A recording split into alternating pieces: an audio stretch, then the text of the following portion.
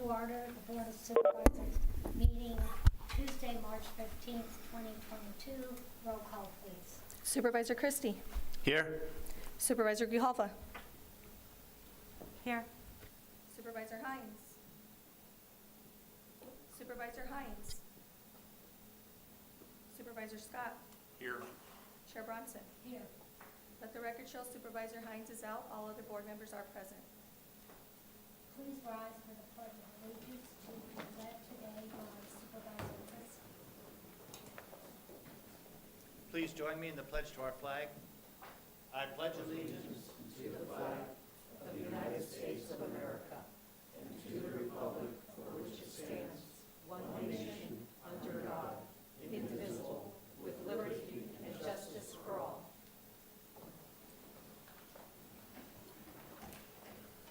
All right. We'll now proceed to the land acknowledgement statement. We're on with the land acknowledgement. Okay, introduce yourself, please. Okay, good morning. My name is Roxanne Begay James. I serve our students in Tucson Unified School District. I pay special attention to our Native American student population. I want to be able to say that I'm going to provide you with my traditional greeting as well. Roxanne Begay Nishe. Nash ejitka bahan shlom betani e bashichin twidich ini e dashichedo ezafane dashanaladi kutao e stanishme. Thank you so much for having me. I'm going to go ahead and I guess I'm providing the land acknowledgement statement this morning. Yes. Okay, so can I have I don't see it on a screen. Did you receive it in an email? Let me take a look.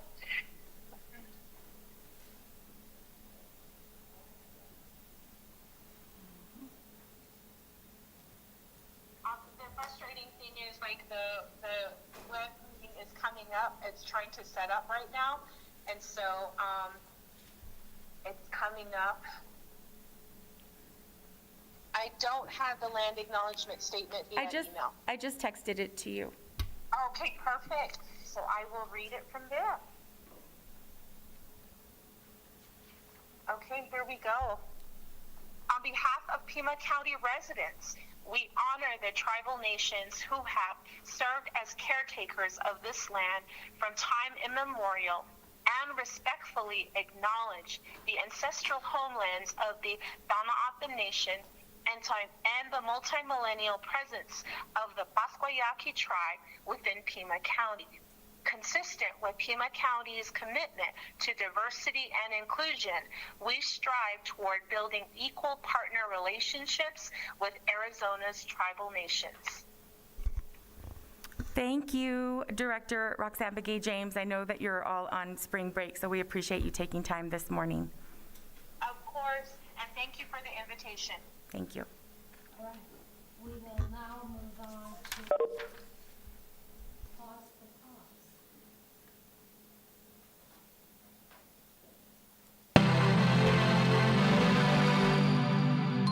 Hi everybody, my name's Monica Dangler. I'm the director here at Pima Animal Care Center. And today for Paws, we're gonna do a little something different. I'm gonna introduce you to my friend Soup over here. He's actually a community cat. He was reported to have a limp. He was living outside of one of the COPE facilities. And they called us in and asked for help because he was limping. So we brought him in. We're treating his limp. He had a little bit of an eye injury. Otherwise, he had already been neutered and vaccinated. So we're giving him some much needed treatment. And then as soon as he's recovered, we're gonna take him back to the COPE facility. They actually requested that he come back, that he's a part of their family. And that's just a perfect example of a community cat. They're not necessarily always feral. Sometimes they're friendly, like Mr. Soup. And talking of community cats, this March 18th through 20th, we are going to be having our second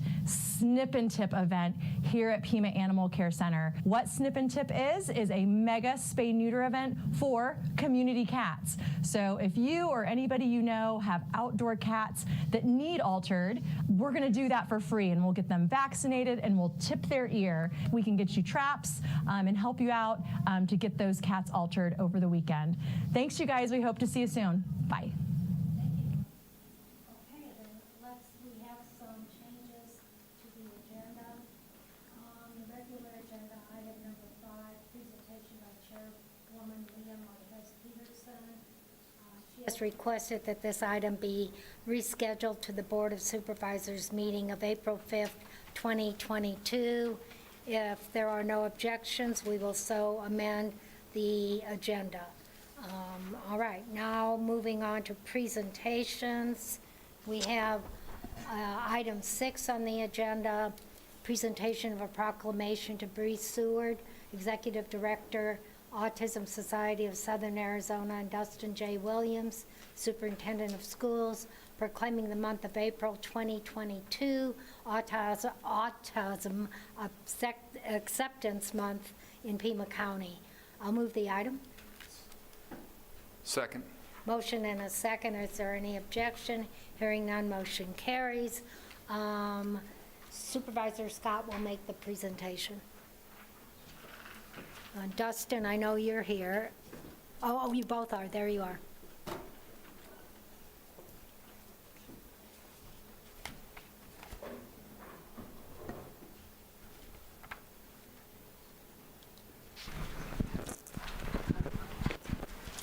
Hello. Want me to hold it for you? Look like I've done this before. A couple times. Here's the proclamation. Whereas autism spectrum disorder is a complex, lifelong developmental condition that typically appears during early childhood and can impact a person's social skills, communications, relationships, and self-regulation. The autism experience is different for everyone. It is defined by a set of behaviors and often is referred to as a spectrum condition that affects people differently and to varying degrees. According to the latest findings from the Arizona Developmental Disabilities Surveillance Program, about 1 in 40 8-year-old children in a region of Arizona were identified with autism spectrum disorder. And whereas during the month of April, we are recognizing individuals and families affected by autism spectrum disorder in southern Arizona, we are dedicated to promoting autism acceptance, inclusion, and self-determination for autistic individuals. Individuals with autism spectrum disorder should be given equal opportunities to achieve their highest potential. And whereas, since 1992, the Autism Society of Southern Arizona and its affiliates have led our communities to increase awareness and offer support, education, resources, advocacy, programs, information, and referrals. And whereas, shining a light on autism spectrum disorder can provide new opportunities for Pima County to consider how it can pave the way for acceptance. Acceptance is often one of the biggest barriers to being valued and finding and developing a strong support system. And whereas fostering acceptance is critically important to improving opportunities in education, employment, accessible housing, affordable health care, and comprehensive long-term services and support. Learning a child's developmental milestones and understanding the signs of autism spectrum disorder are imperative for families. Early intervention services from birth to age 3 can lead to improved outcomes for children with autism, and whereas through increased acceptance we can build an inclusive society where individuals with autism live fully through connection and opportunity. Now, therefore, be it resolved that the Pima County Board of hereby proclaims the month of April 2022 to be Autism Acceptance Month in Pima County, passed and adopted this 15th day of March 2022. Thank you. And would any of you like to say a few words?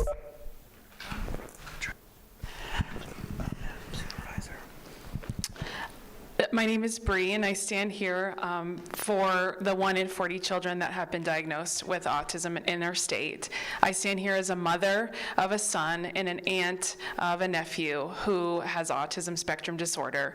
And this moment paves the way for other parents who need to learn what it takes to help their children thrive. And thank you for making this possible for our community and increasing awareness that can inform policies, that can educate our community and provide more inclusive and equitable spaces for those affected by autism today. Thank you.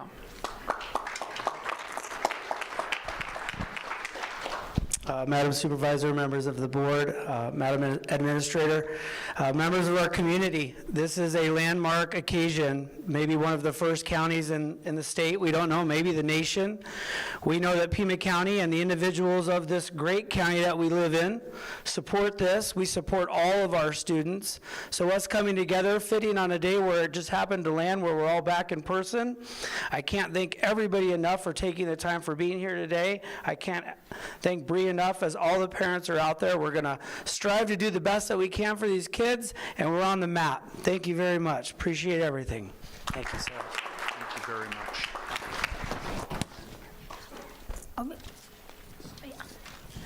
Okay.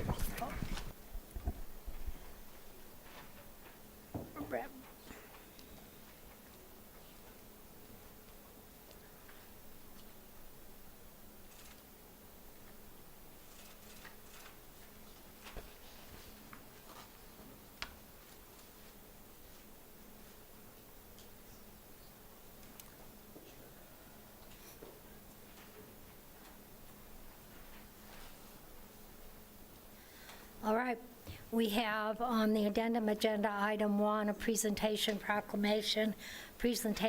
of a proclamation to Courtney Slaniker, Executive Director, Ed Alexander, Public Information Officer, Estelle Marine, Service to the Armed Forces Manager, and Michael Allen, Disaster Program Manager of the American Red Cross, proclaiming the month of March 2022 to be American Red Cross Month. I'll move the item. Second. There's a motion and a second. Any objections? Hearing none, motion carries. Supervisor Christie is already there. He'll make the presentation. Thank you, Madam Chair.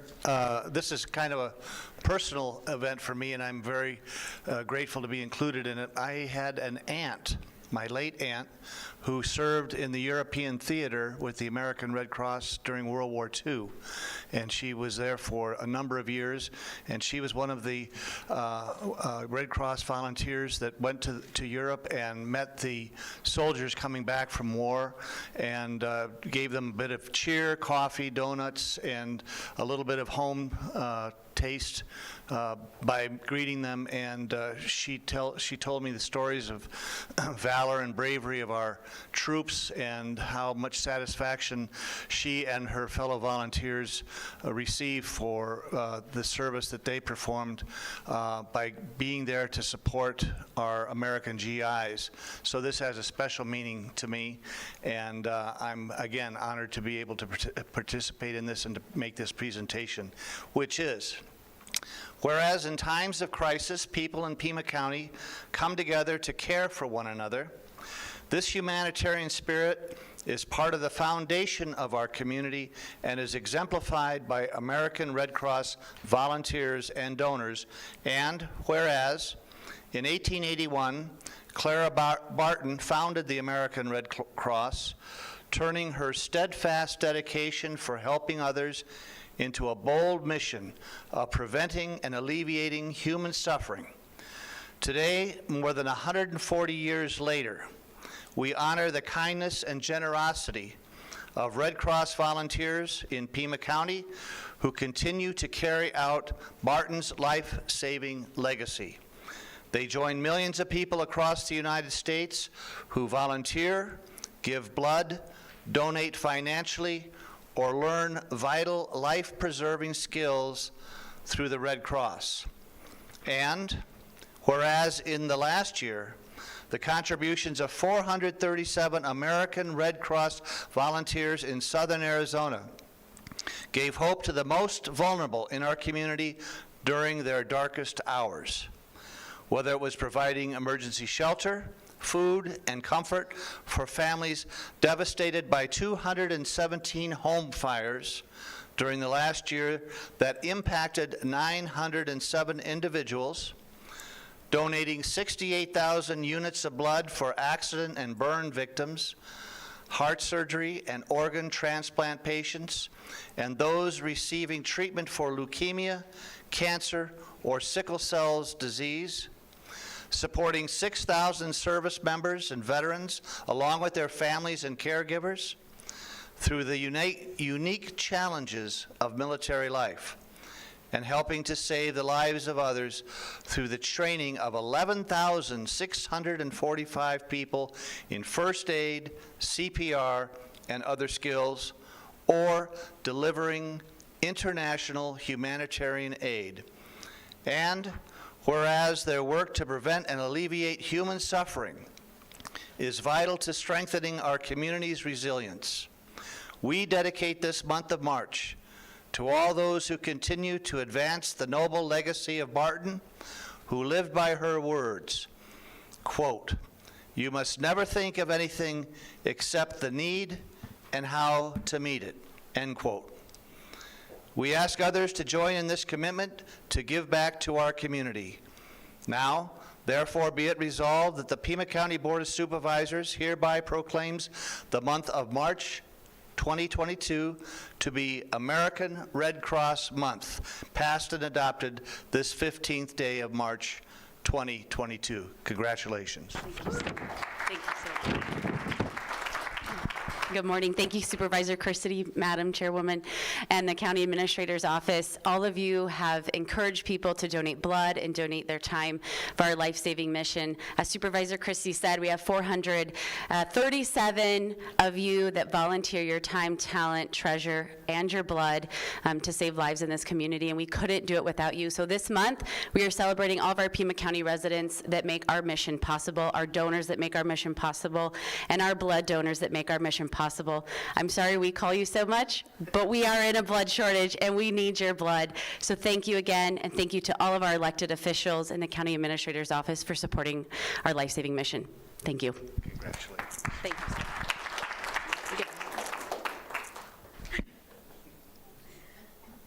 Yep.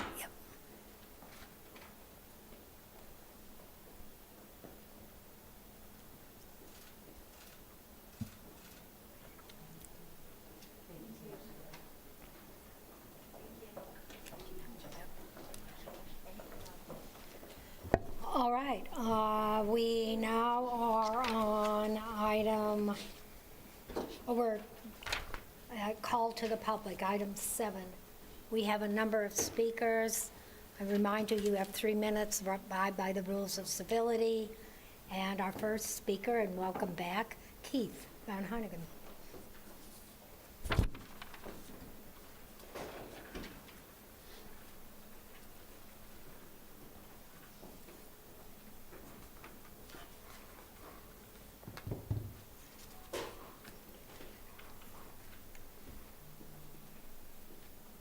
Your device is ready to pair. Okay, we're going to try something a little bit different today. Wow. Mr. Microphone. Good morning, Pima County. Assembled administrators. Glad to see Matt could finally show up. It's time for some fact checks and connect the dots.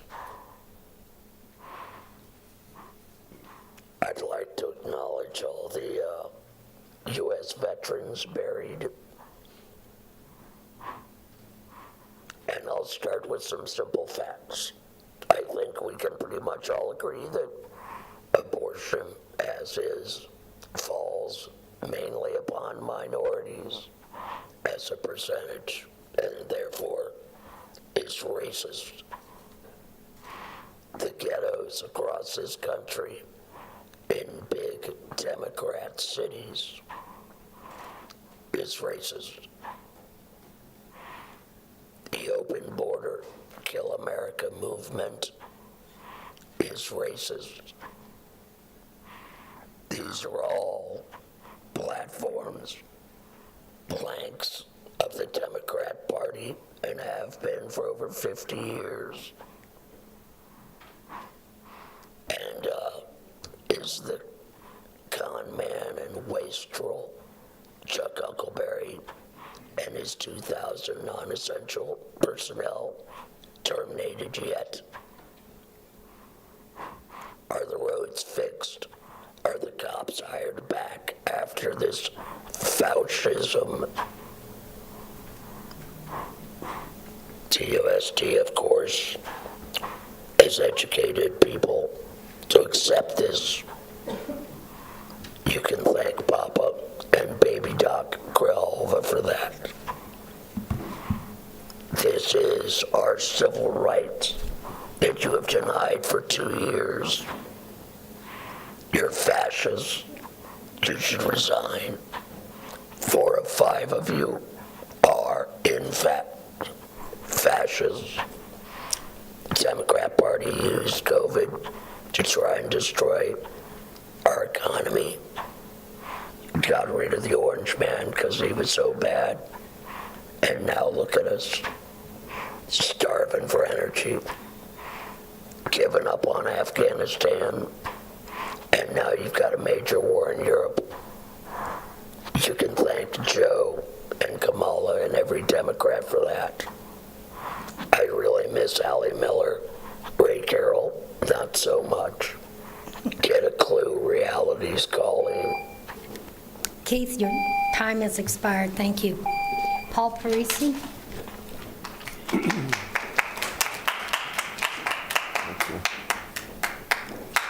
Madam Chairman, members of the board, I'm Paul Parisi, and I'm here representing For Tucson, which is a nonprofit that seeks biblical solutions to solve community problems.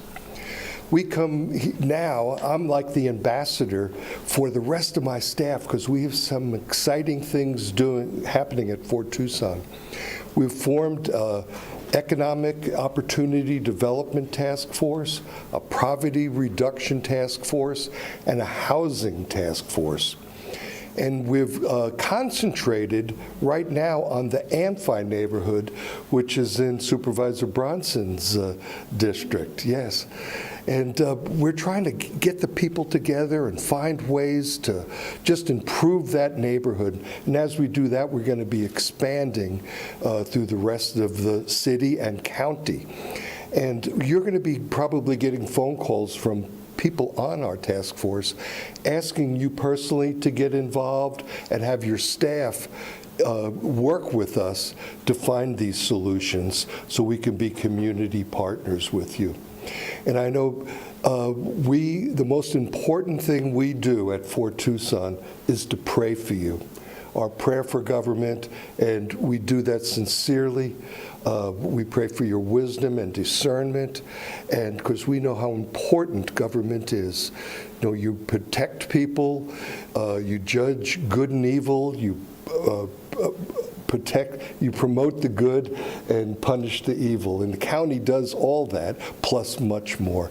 So as we move on, I just want to open up and let you know that we're here as your community partners, and we want to help you make this a community of excellence. Thank you. Thank you. Now, Rick Paws, I think that's correct. Rick? I'm sorry? Rick Paws? That's me. Okay.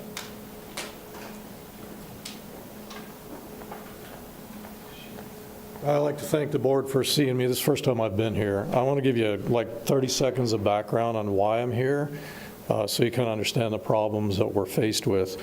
I'm a Tucson native, was born here.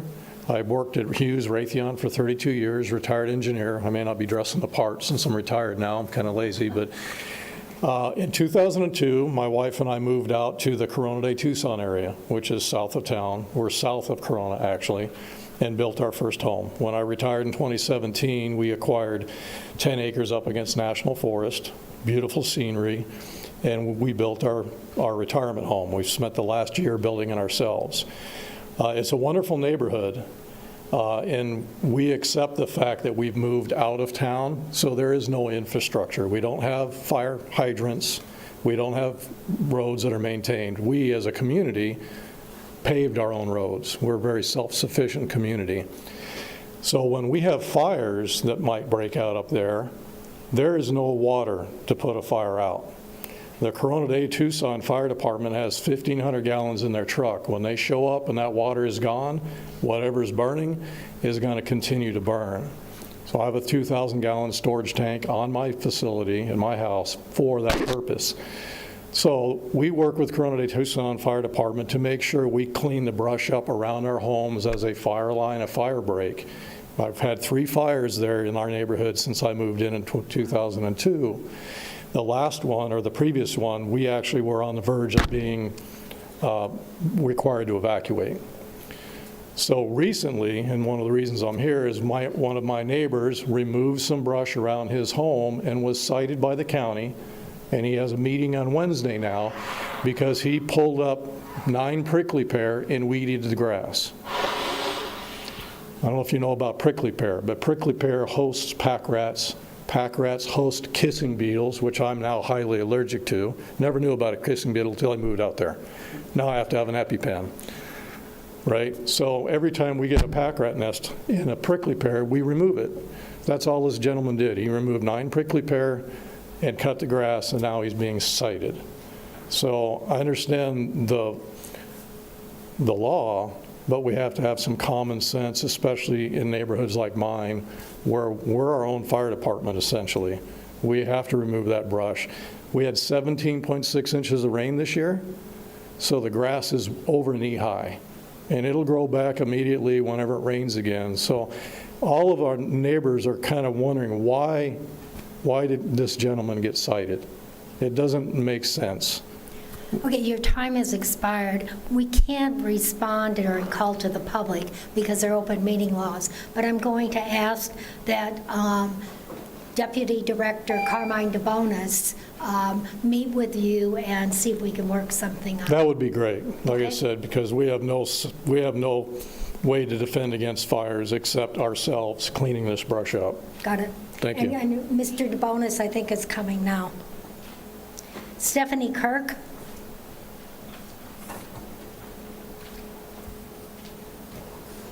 Hi there. It's such a pleasure to see everybody's smiling faces up on the board, to finally get to meet Steve Christie, who's been at the forefront at the Board of Supervisors, fighting for choice in vaccines, choice in masks, choice in testing, choice in employment. I stand here because I am a mother to 2 vaccine-injured kids. They were not vaccine injured by the COVID vaccine or any of the boosters. My husband was. He had to get the shot for Raytheon to keep his employment, or test or mask. He thought he could take his mask off if he got vaccinated, but that is not true. I am seeing suicide rates skyrocket. In fact, it's happened inside my family. A lot of people that I know have had COVID, but I have not had anyone who has passed, anyone who has had anyone who has passed. You have my deepest condolences. I am very sorry. With that being said, I haven't heard a darn thing about the flu.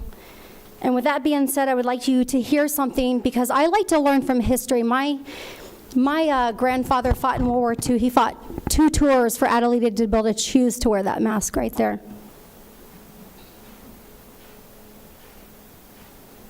This would not be the first time, if it happened, that a vaccine that looked good in initial safety actually made people worse. There was the history of the respiratory syncytial virus vaccine in children, which paradoxically made the children worse. One of the HIV vaccines that we tested several years ago actually made individuals more likely to get infected.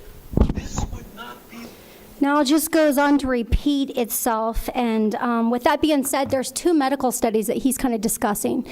It's Pathogenic Priming and Virus Interference by Greg Wolf and James Lyon Wilder. It basically essentially states in 2020 that when these animals we're given this very experiment that we're doing with the humans right now that should have been voluntary and they should not be losing their job. When they came into the virus in the wild, they become even worse. And so you may hear something going around called VAIDS, V-A-I-D-S.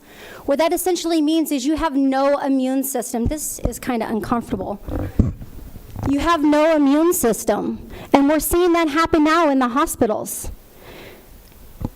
We have one of the board of supervisors who's also a doctor, and I can't imagine going in to be his patient and having him treat me the way that he has treated me when I have called into the public. I have not felt wanted, listened to by Adelita. We have not even been able to come in to speak what we feel. With that being said, I'm for choice. If you want to get an experimental vaccination, go for it. If you want to breathe in carbon dioxide over and over and put them on young children, then do it. Your time, ma'am, your time is expired. I just want to show pictures of Adelita out and about. Okay, your time has expired. All right. Your time. Jack Woolrich.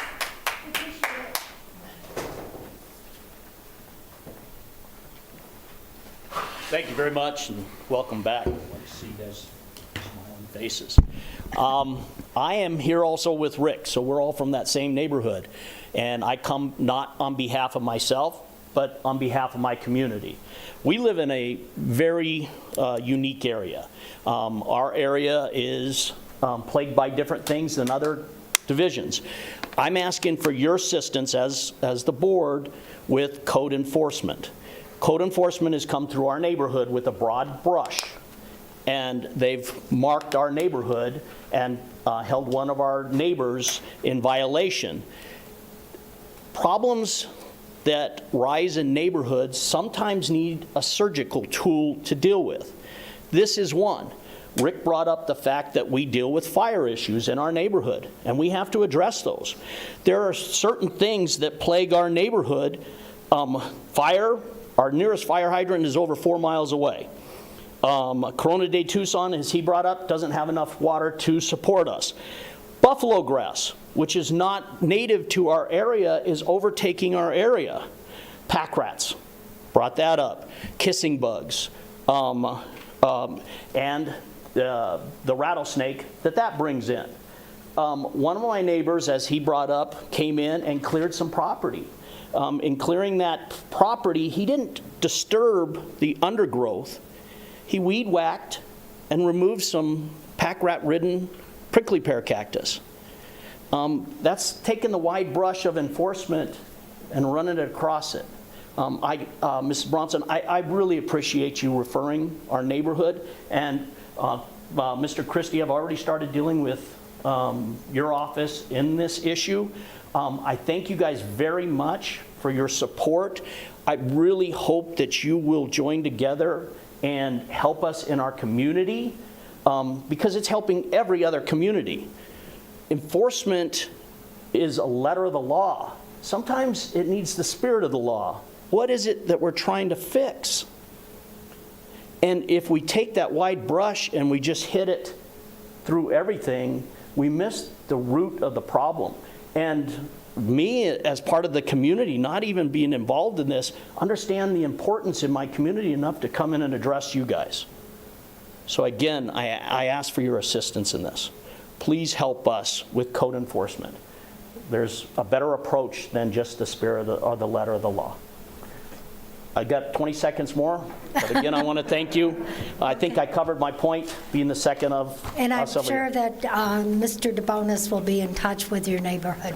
Rick, I'll meet with Mr. Forrest and we'll Okay. discuss what went through and Okay. the best, of course. Thank you very much. Thank you. Ann Rose.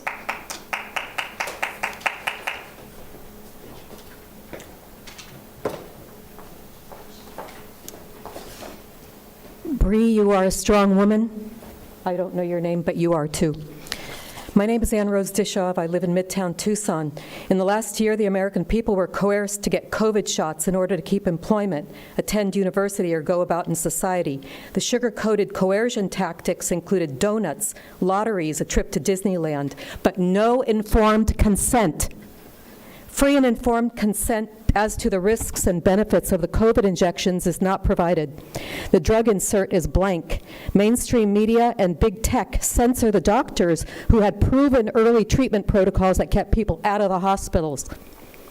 Now it appears that the federal government made direct payments to nearly all corporate media outlets and deployed $1 billion tax dollars for an outreach campaign designed to push only a positive message about the shots. Federal and global unelected public health officials and billionaire investors assumed authority with the involvement of government bureaucrats conflicted and corrupted in collusion with pharmaceutical industry hacks to fearmonger the American public into submission. The long-used strategy to divide and conquer the masses again worked perfectly, this time singling out the unvaccinated. This tactic works so well that a county supervisor, you, Dr. Hines, a medical doctor in practice with authority in the public health sector, was compelled to boldly deliver a threat recently referring to the unvaccinated as murderers. We were all ordered to roll up our sleeves and take these shots to save our elders and the most vulnerable, maybe keep our jobs. We were told to do it for the greater good. Serving the greater good and the social organism as a whole was what the Nazi doctors did. Their loyalty not to a patient, but to the social organism as a whole. Per court order, the first confidential Pfizer documents from the first 2 months of rollout in 2021 have been released 2 weeks ago. The data were ignored by the FDA, and the injections continued. In fact, the FDA did not want to release these data for 75 years. Now we are seeing why. The millennials, an 84% increase in mortality between 25 and 44 years of age when they looked at when the mandates were instituted and the boosters were rolled out. It is way beyond time for you, Board of Supervisors, to look at the censored medical research about masks, COVID injections, the isolation and masking of children. And now the children are being injected. I hope you are all paying very close attention. Thank you. Our final speaker is Michael Guyman.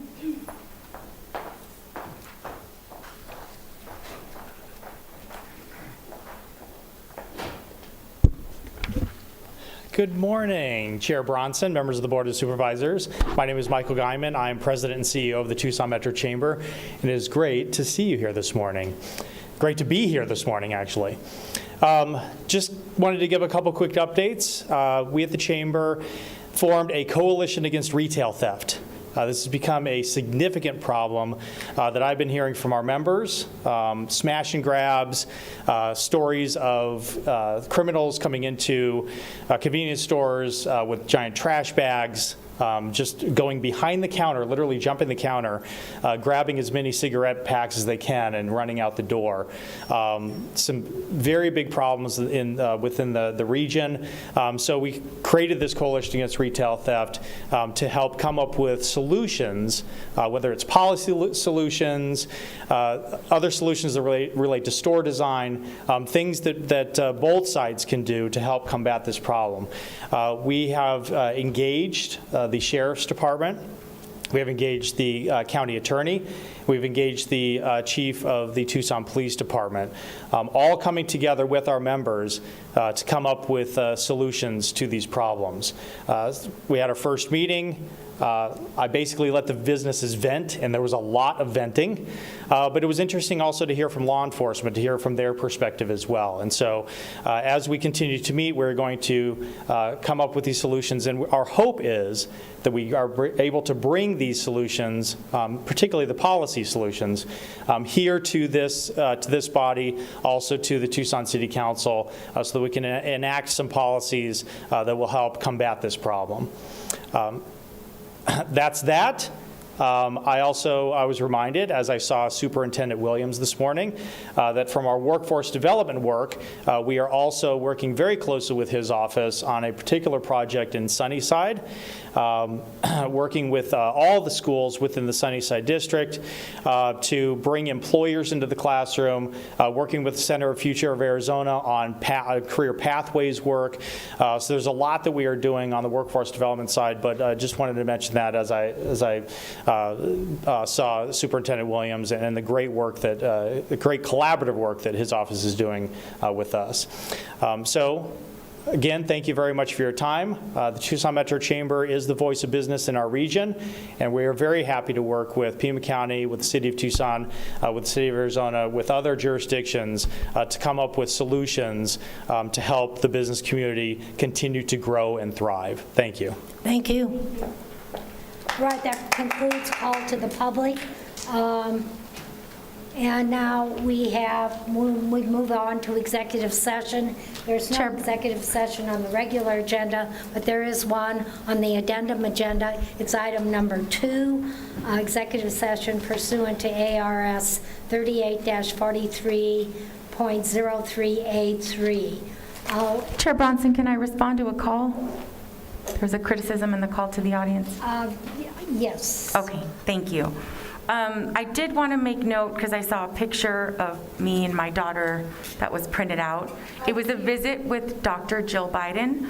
We all had to show vaccination status, and it was an outdoor event, and we had to get a COVID test within 24 hours. I just wanted to make clear. Thank you. I'm sorry, you're out of order. Thank you, Supervisor. With that, I'd entertain a motion to move into exec. So moved. Vaccinated here, the virus too. Is there a second? Second. Motion and a second. If there are no objections, we'll convene in exec and reconvene in regular session at the sound of the gavel.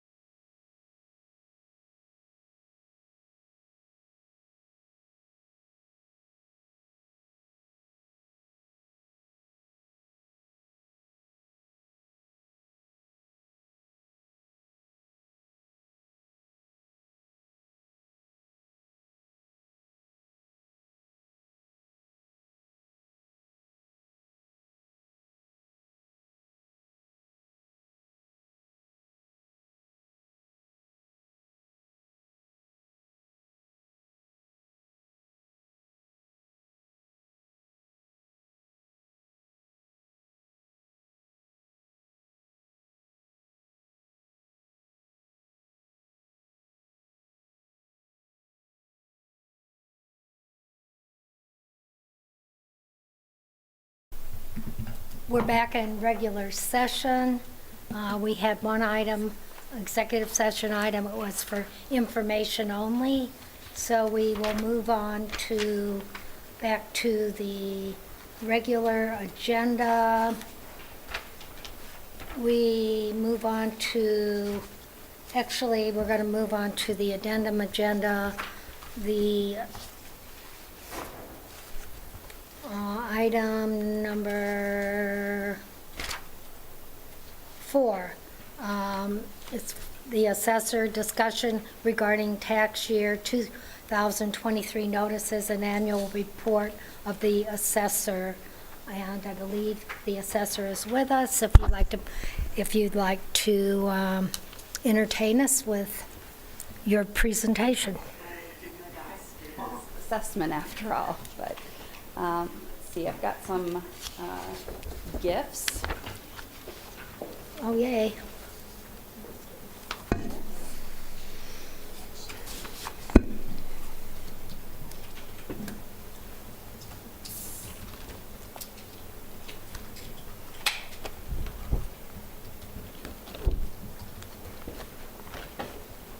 And we normally limit these types of presentations to about 5 minutes. Okay. Then I will abbreviate what I was going to do. I wasn't sure. This is my first time before you. Thank you for having me, Chair Bronson and supervisors. What you have before you right now, I want to start by saying is available to all of the taxpayers in Pima County. It will be up on my website. There will be a link to it right when you come to the page. It'll be there. And then the brochures that you've received, they are also going to be available on our website, both English and Spanish version. So let's go ahead and start with the annual report. This is the first time that the Assessor's Office has put out an annual report. It's something that I'm doing for transparency reasons and educational reasons. Most of our job at the Assessor's Office is produced by doing research, a lot of research, as to the market and things like that. And so I thought it would be a good idea to kind of put it in one spot so you can kind of get a glance at what's going on in the market, what we're seeing at the Assessor's Office, and you can refer to it or refer your constituents to it as needed if they have some questions as to why their values are doing what they're doing. In most cases, it's a snapshot. I'm just going to hit the highlights so I don't take up too much of your time. If you have had a chance, I know I've sent this to you already, to look at this, there's one particular page that kind of has all the numbers for you in one spot for easy reference. This year we put out over 435,188 notices for real property. That's commercial and residential and land. And then we put out 59,612 personal property notices, and that equals accounts for businesses. What that equates to is approximately $108.2 billion worth of full cash value. And from there, of course, we apply the calculations, and that's where the revenue comes from for the budget for Pima County. I'm very proud of the work that we've done at the Assessor's Office. As you can see by some of the other numbers, we do much, much more than just value property at the Assessor's Office. We do exemptions. We processed over 90,000 documents this year, performed over 530 field hours. We did 13,000 map adjustments in the office and helped 115 taxpayers with one of my new programs that we're gonna talk about next. If you have any questions on those numbers, always feel free to contact me.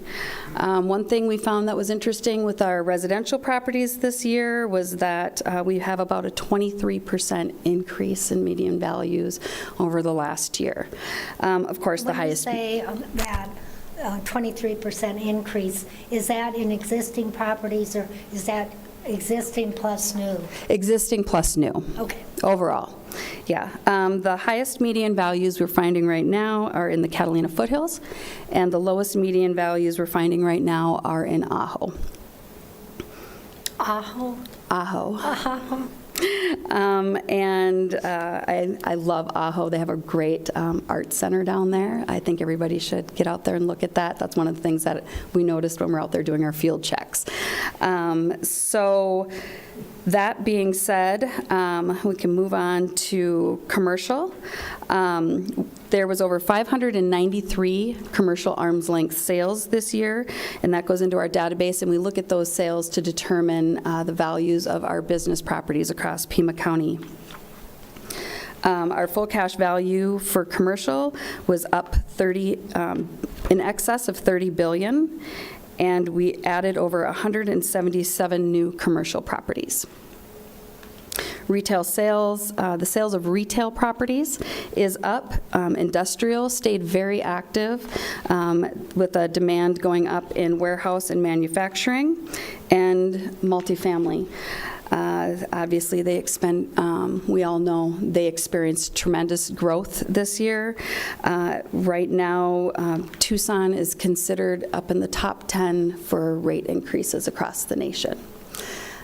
So that's obviously something I know that's heavy on everybody's mind, but we do have some numbers and stuff for you at the assessor's office if you're ever interested and want to do a deeper dive on that. We're more than happy to assist you with that. Your predecessor would usually provide us with what it would be to be not revenue neutral, excuse me, but since we see the rise in assessed valuations, what it would take in terms of the property decrease in our property tax rate to level the playing field, so to speak. Right. My opinion on that is I'm going to put the values on the properties, and I'm going to do that. And I am here for any type of consultation anybody needs when it comes to the value. The rates are in your guys' hands, and I have the utmost confidence in what you do. Every single person on this board brings something to the table, and like I said, I'm here to assist, but I know that those tax rates are going to be fair to the taxpayers, and I look forward to seeing what happens with that in August. So some of the things that we do at the assessor's office, besides put values on real and personal property, is a little bit new to the assessor's office. What I've done is I have created 4 new programs at the assessor's office that I am very proud of. The first one I'm going to talk about is public outreach. You have pamphlets in front of you that I've created that have to do with public outreach, and we're creating more. Basically what we're doing is we're looking at what are the most common questions, where do we need the most knowledge in a specific subject that comes out of the assessor's office, and we're creating brochures for that. What we're finding is that exemptions are obviously always a big resource for people that they don't have a lot of knowledge on, and so we're trying to get that out into the community so that people know, especially right now, things are, with rents going up and things like that, things are getting tighter for people. A lot of people are on fixed incomes. Expenses across the board are going up. We want to make sure that everybody out there understands the exemptions that we have and the relief that has been put into statute to address these certain concerns. We have a 100% disabled person exemption. We have a widower's exemption. We have a we're coming up with a veterans exemption, and we have brochures on all of this. So if you get questions in your offices, please direct them either to the website where they can print off these pamphlets, or direct them to call my office and we'll get somebody out there for them. Another service that we're doing right now, 40 library visits this year. Please let everybody know that that library schedule is on the website, and When you say that, that's for the appeals, right? That's for exemptions, that's for appeals. We're out there to answer any questions that have anything to do with the assessor's office and your property valuation or exemptions. Everybody's welcome, and we would love to see more faces at those libraries. That's all part of our outreach program. We also have a business services program that I'm very proud of. One of the things I want to address is the entire community, and businesses are a huge part of Pima County. So one of the things that we've done is we've created our business services division, and what we do with that is we work with economic development, we work with Sun Corridor, we work with any business that doesn't want to go through those channels and wants to call me directly to do tax projections to help them with their expenses. Property taxes are a huge expense.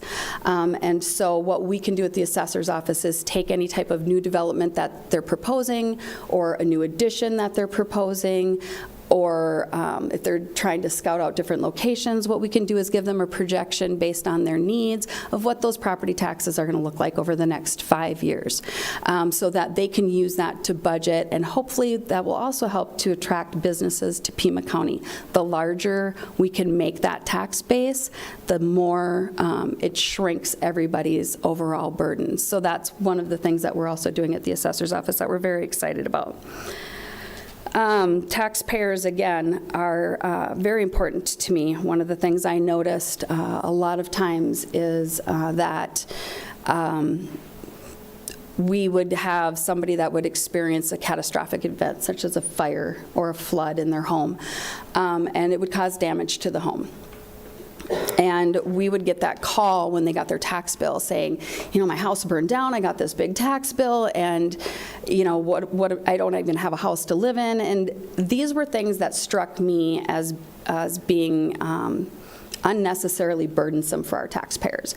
So we've created a rapid response program at the assessor's office, and we're working with the local fire departments, we're working with other government agencies to get information into our office when a house burns, when they've been damaged by a flood or any other type of catastrophic event.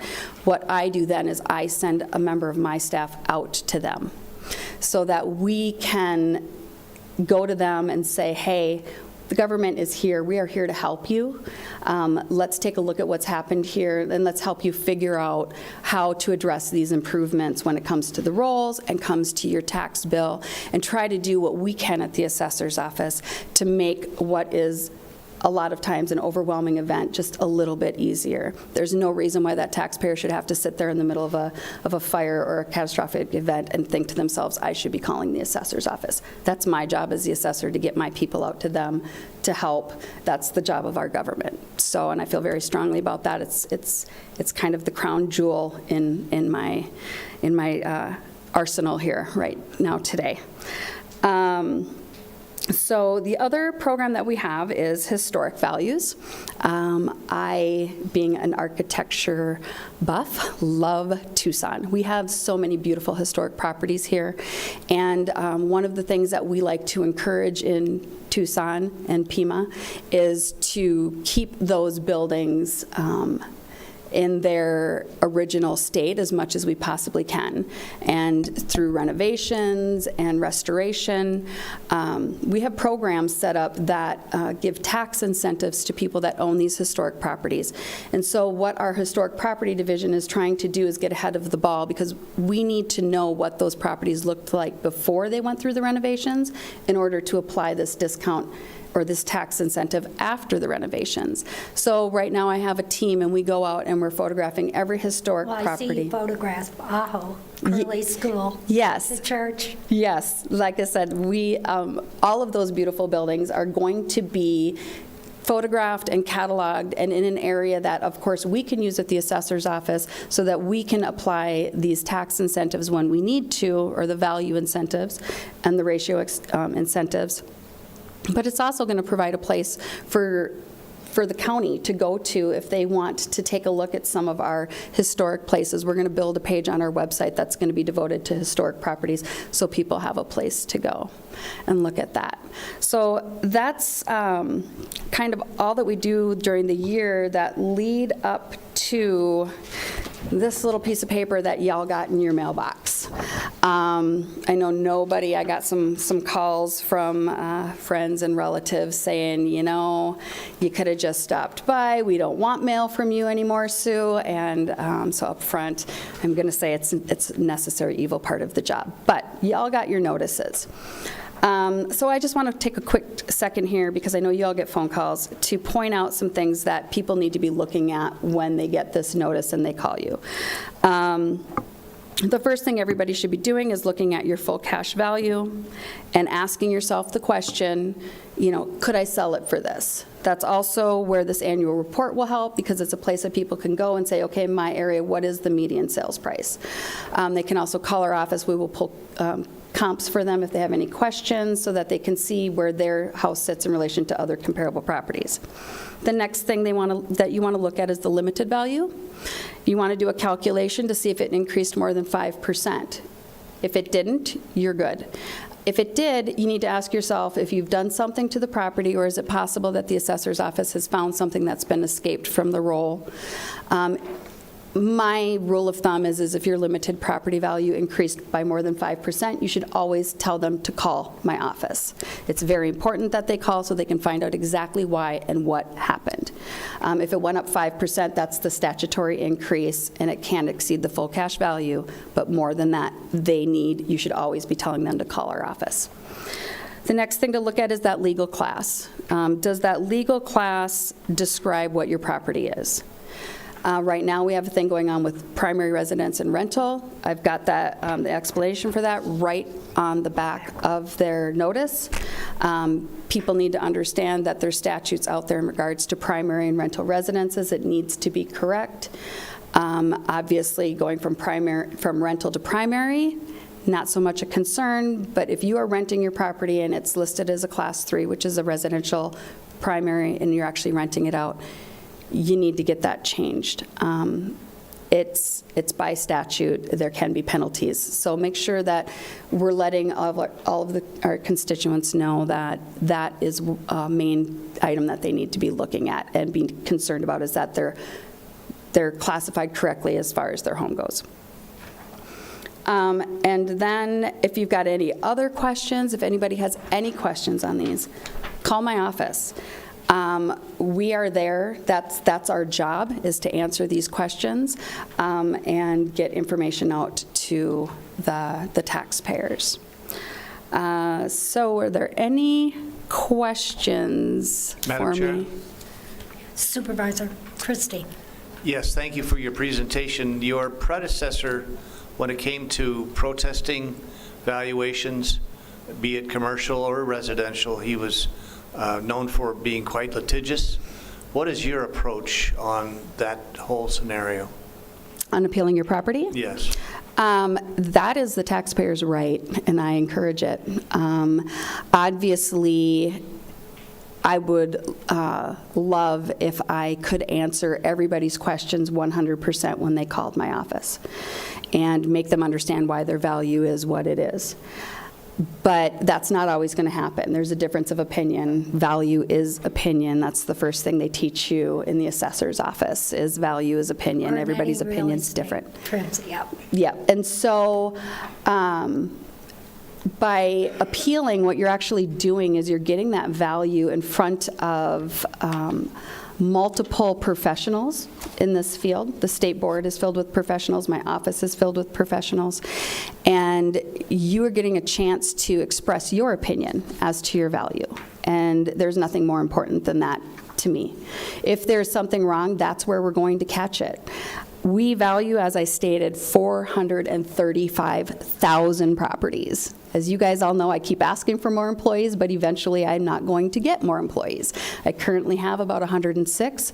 We're trying to get that number up to 143, but mistakes will happen. I mean, it's 435,000 properties. And that appeal process does a service for Pima County and for me, because if there's a mistake, that's how we're going to find it. That's how we're going to fix it. I want it to be correct. And so that's how I feel about the appeal process. Well, you did appeals last year. We did. We went back to the state board. And then I guess what Supervisor Christie is asking, how many, when there's an appeal filed, what is, well, I'll let you finish the sentence, but basically, how many appeals were filed and how did you litigate them?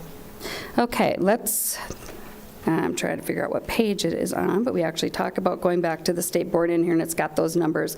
There was approximately 3,000, just because, of course, with nerves, I can't find my page. Here it is. I saw it somewhere, yeah. Yeah, there's a summary. We had 3,000 real property appeals.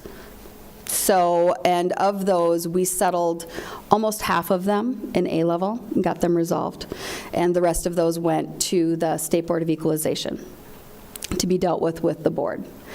Now, what I will point out, though, is that of those appeals that were filed by tax agents, at the board, when we were ready to present, and we have done our work up to defend our value, over 53% of those appeals were withdrawn by the agents.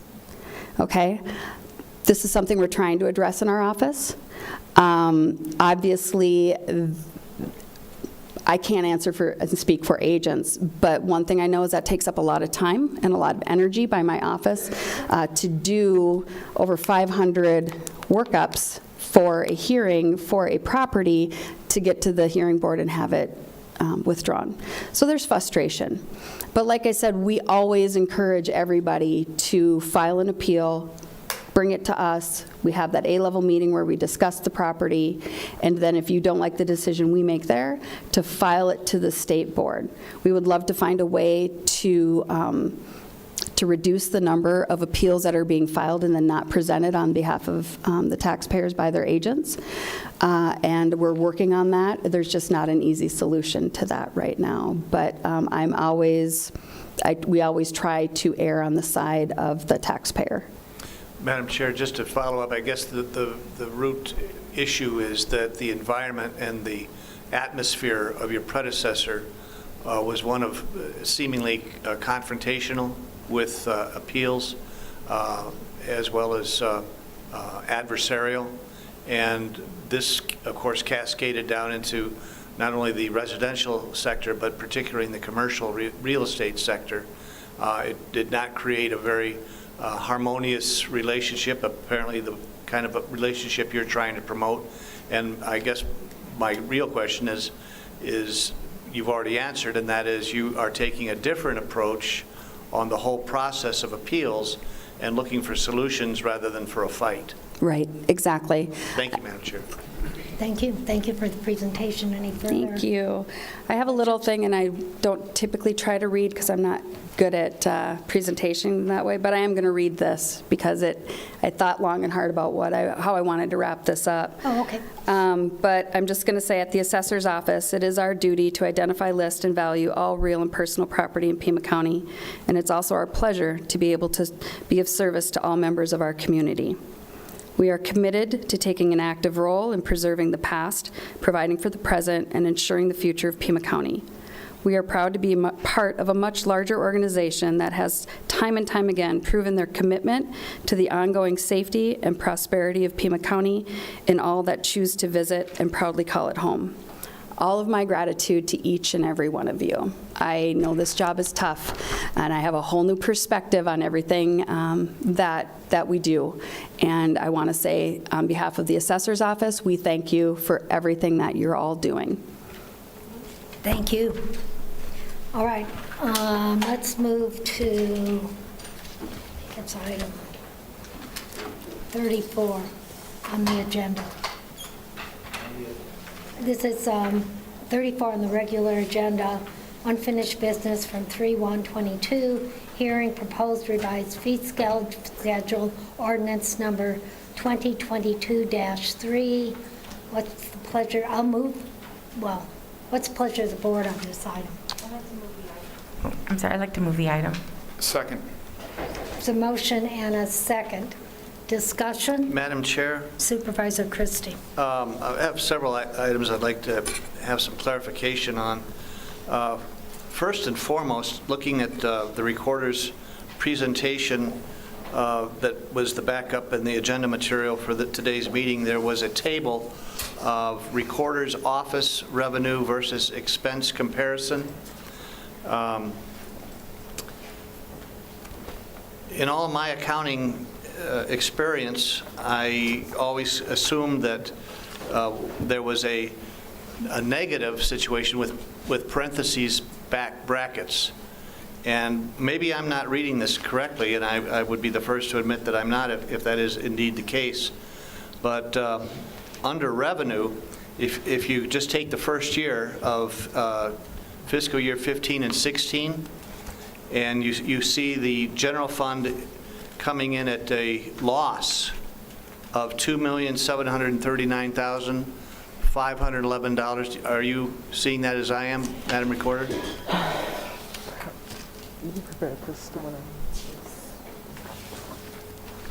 You're referring to the last page of the... Yes, ma'am. Okay. Table D.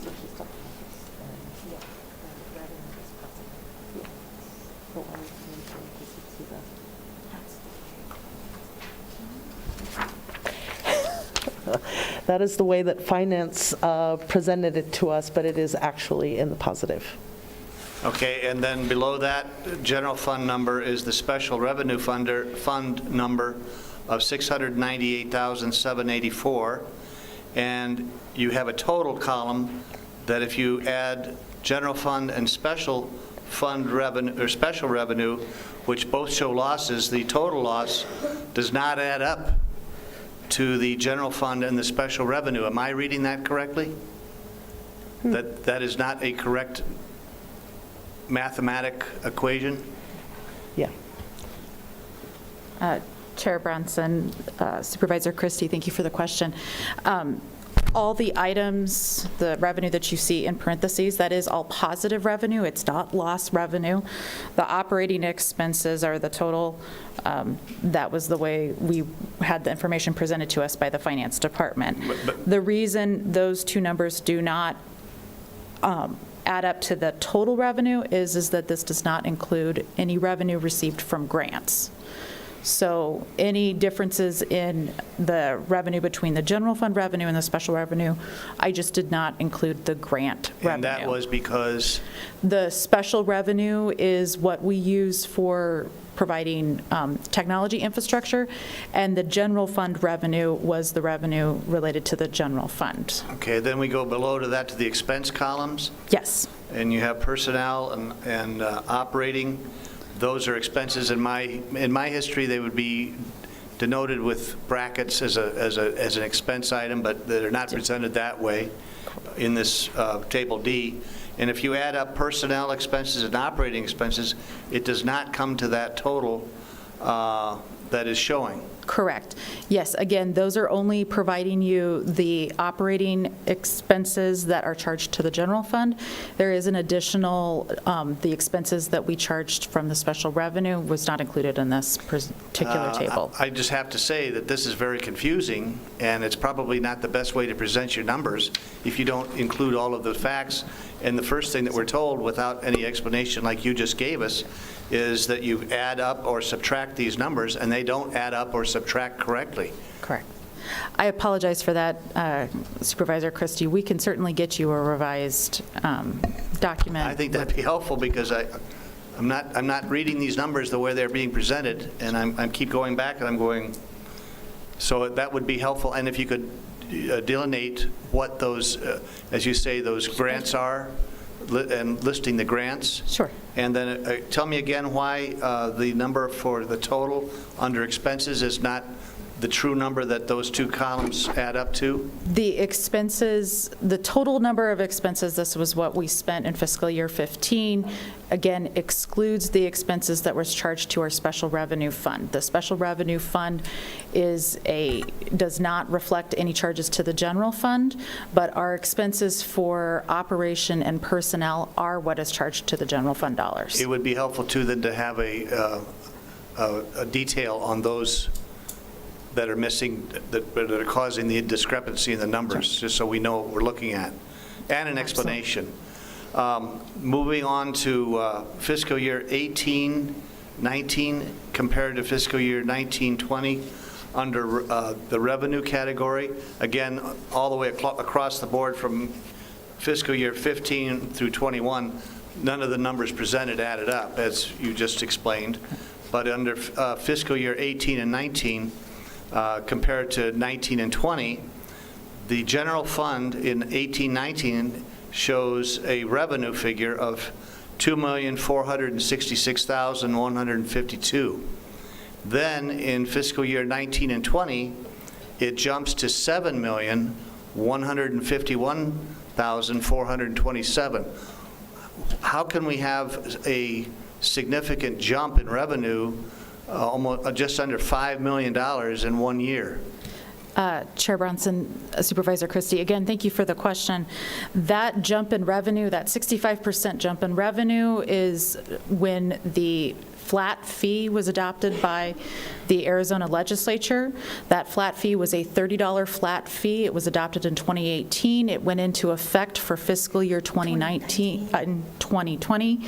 That fee increased our revenue by 65%. The revenue that we generated during that fiscal year was $7,151,427 for the general fund, and we also generated revenue of $874,976 for our special revenue fund.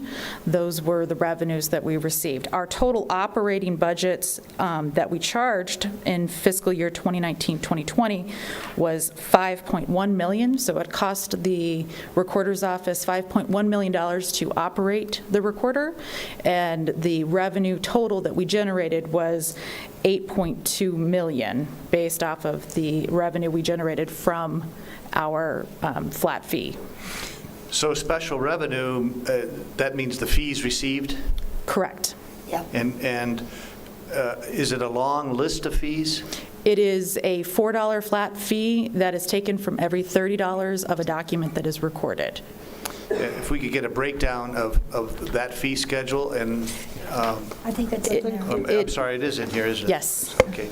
Well, again, if you could clarify the math and the general fund revenue and the personnel and operating expenses, I think it would be much more helpful, because this really doesn't help us at all. We can certainly get you a revised table, sir. And Madam Chair, we have not, in this backup from the Recorder's Office, received an explanation or an addressing from the Recorder's Office from Mr. Harrison's concern from the last meeting. Is this a proper time where you could address this now?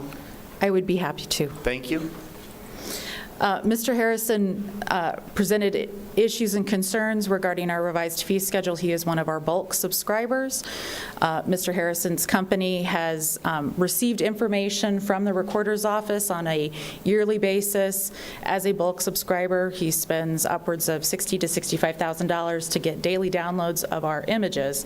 He's done so since 1999. The flat fee that we are proposing for the 22 revised fee schedule is going to be $500 for a year maintenance for our bulk subscribers. Mr. Harrison is one of 8 bulk subscribers that this will impact. It is the contention of our office that with the flat fee in place, the businesses that currently take use our services can better invest their capital into their businesses. So $65,000 could be invested by Mr. Harrison back into his business. I think that he would probably do a better job of managing his money for his purposes than we would in the recorder's office. Currently, because we have a flat fee that nets us a significant amount of revenue from the $30 flat fee, the money that we generate from our bulk subscribers is excess revenue that is not needed to cover the cost of services with our department. Madam Chair, I would think this would be a good time for you or your office to respond in writing what you just spoke to us about to Mr. Harrison and see what his response would be on that, to see if he would concur with your assessment. Would you like I'm sorry, go ahead. Chair Bronson, Supervisor Christie, it is important to remember that we are a public service. We are not a private business. And despite the many years of the need for Mr. Harrison to use our services, we are obligated by law to provide that service to the public in a way that is beneficial to our community. What he is suggesting would create a monopoly of who could own public documents, and that is not. I think what Supervisor Christie is asking you to do is to respond to Mr. Harrison in writing. It's simply that. We can provide something, sure. And then would you copy the board on that? Yeah, and as well as his response, Madam Chair? Yes. I'd like to just see what his response to what you just said is. He does mention that every title company in Pima County is a shareholder of a corporation that shares in the expense of the service.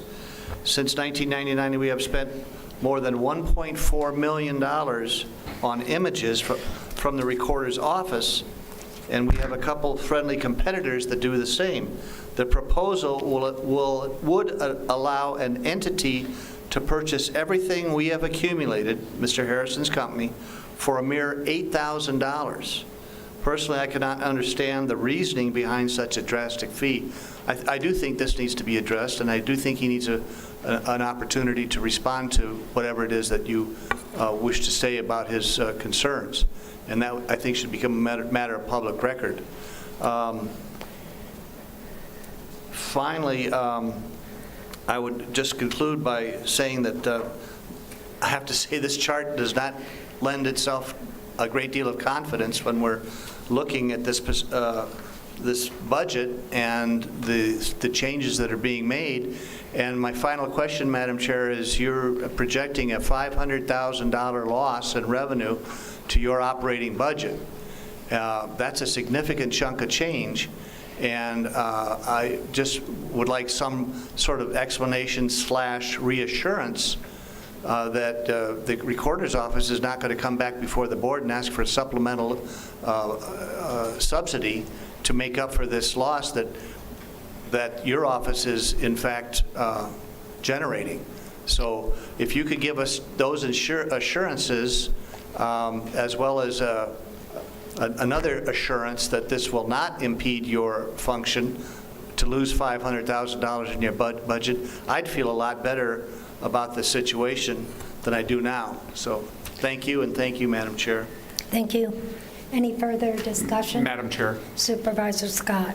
Just to clarify, when I'm looking at Table D, the increase in general fund revenue for fiscal year 1920 as compared to fiscal year 1819 is exclusively because we were able to begin collecting the $30 flat fee that was allowed under the legislation that was passed up in Phoenix, while we continued to collect the other fees that we already had in place. Yes. That's the significant reason for that.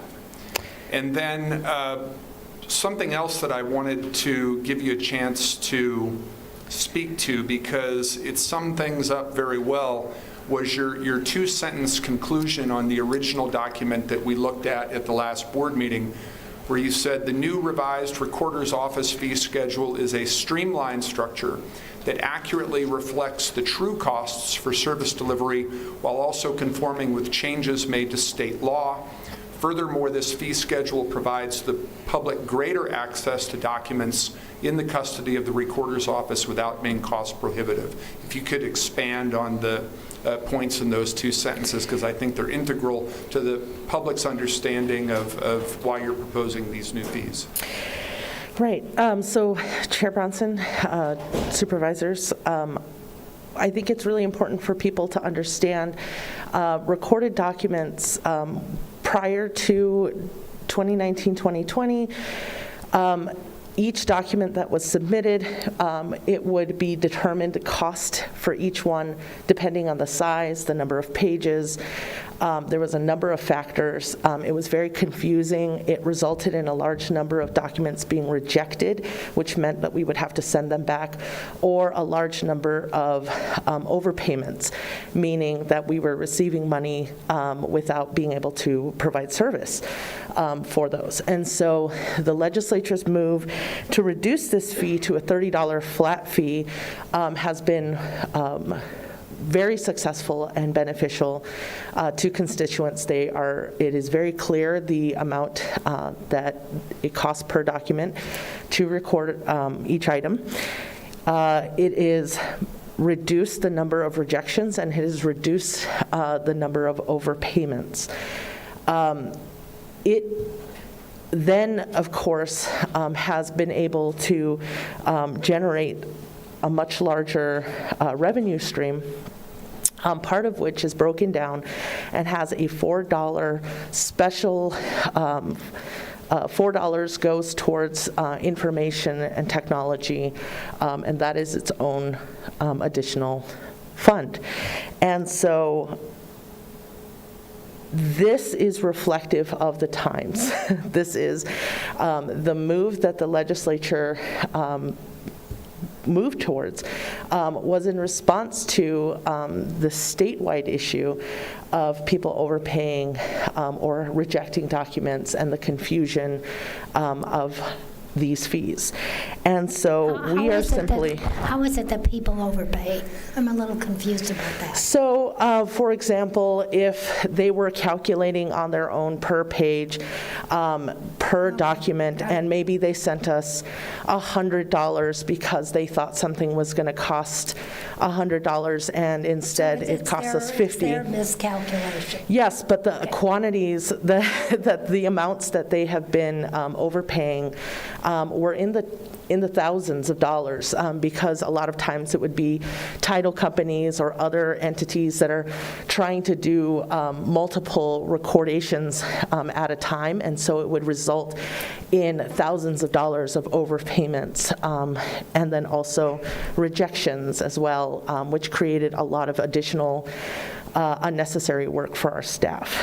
And so this revenue, this bump in revenue that we're seeing now, as a result of that $30, is more than making up for any of the losses that we're going to be taking, $500,000 versus, and again, this is dependent on the real estate industry. Right. It is cyclical. It does change over time with trends.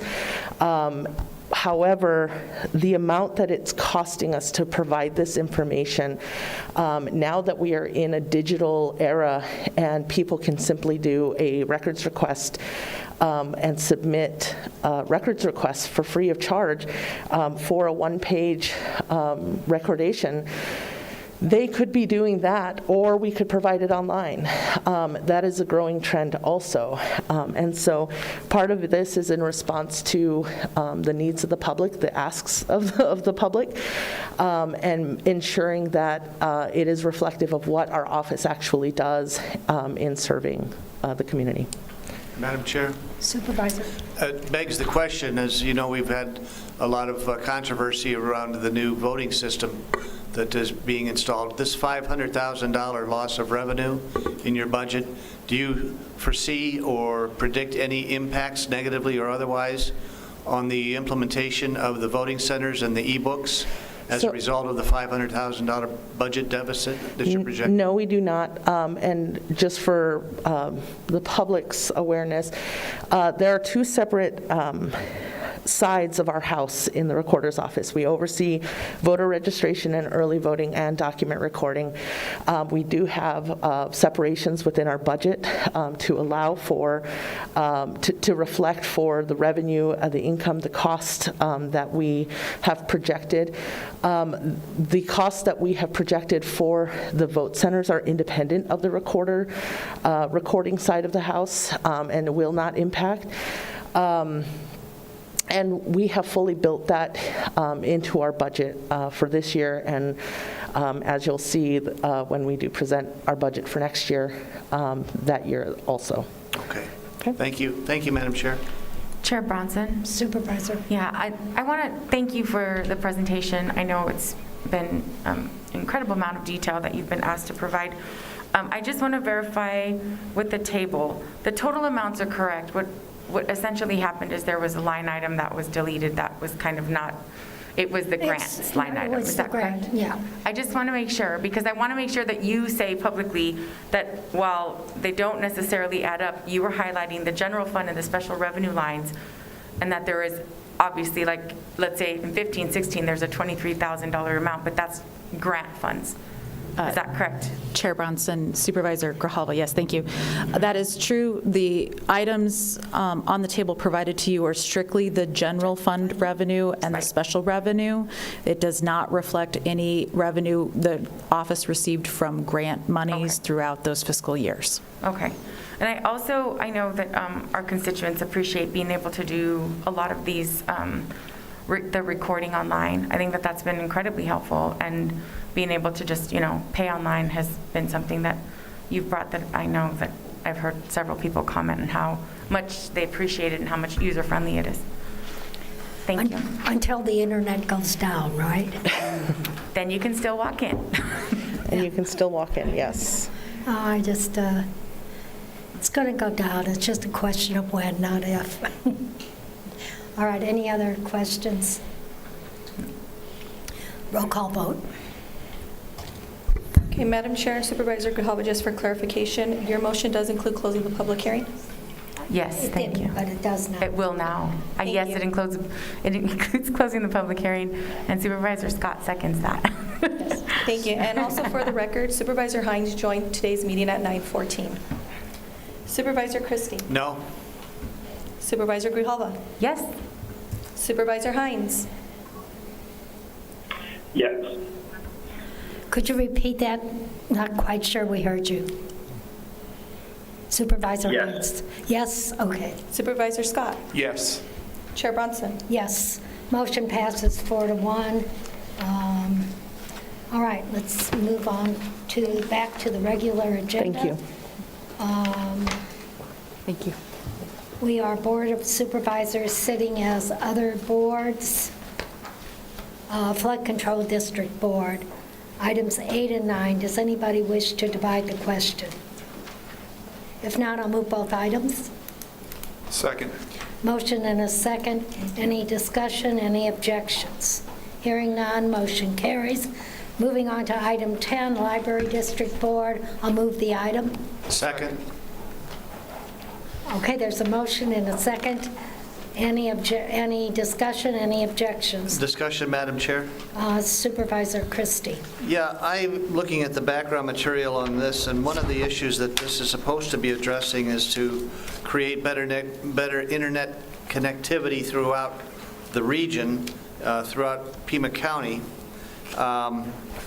And it cites here that the program goals are to provide 130 external Wi-Fi hotspot zones in Pima County, focusing on underserved rural communities lacking affordable, sustainable internet connectivity. If there are 130 locations for hotspots in underserved rural areas, and 109, quote, various locations in Tucson Metro, which is on the list of the proposed hotspots, and 109 of them are in Tucson Metro. How is this going to be focusing on, quote, underserved rural communities lacking affordable, sustainable internet activity? Secondly, the list of the hotspot locations totals 21.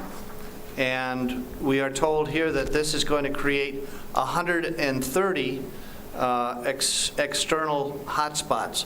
So I'm confused about the amount of hotspots that are being proposed versus what is being shown as hotspots. And secondly, if this is supposed to be serving underserved rural communities, particularly those lacking affordable, sustainable internet connectivity, how come 119 of them are in various locations in Tucson Metro? Ms. Lesher? Certainly. Chair Bronson, Supervisor Christie, I believe that part of the list that you've seen there are the initial locations that have been identified, and some of the identification continues. If it is helpful, we're happy to just provide the additional list with the granularity of the specific sites. I would ask, I don't know if Dr. Garcia has additional information from the I actually would appreciate it, since a large part of District 3 is rural. Yep, thank you. Madam Chair, Supervisor Christie. if I may, I still would like some kind of an explanation about the intent of this agenda item is to serve rural communities, yet 119 of them are going into the city of Tucson.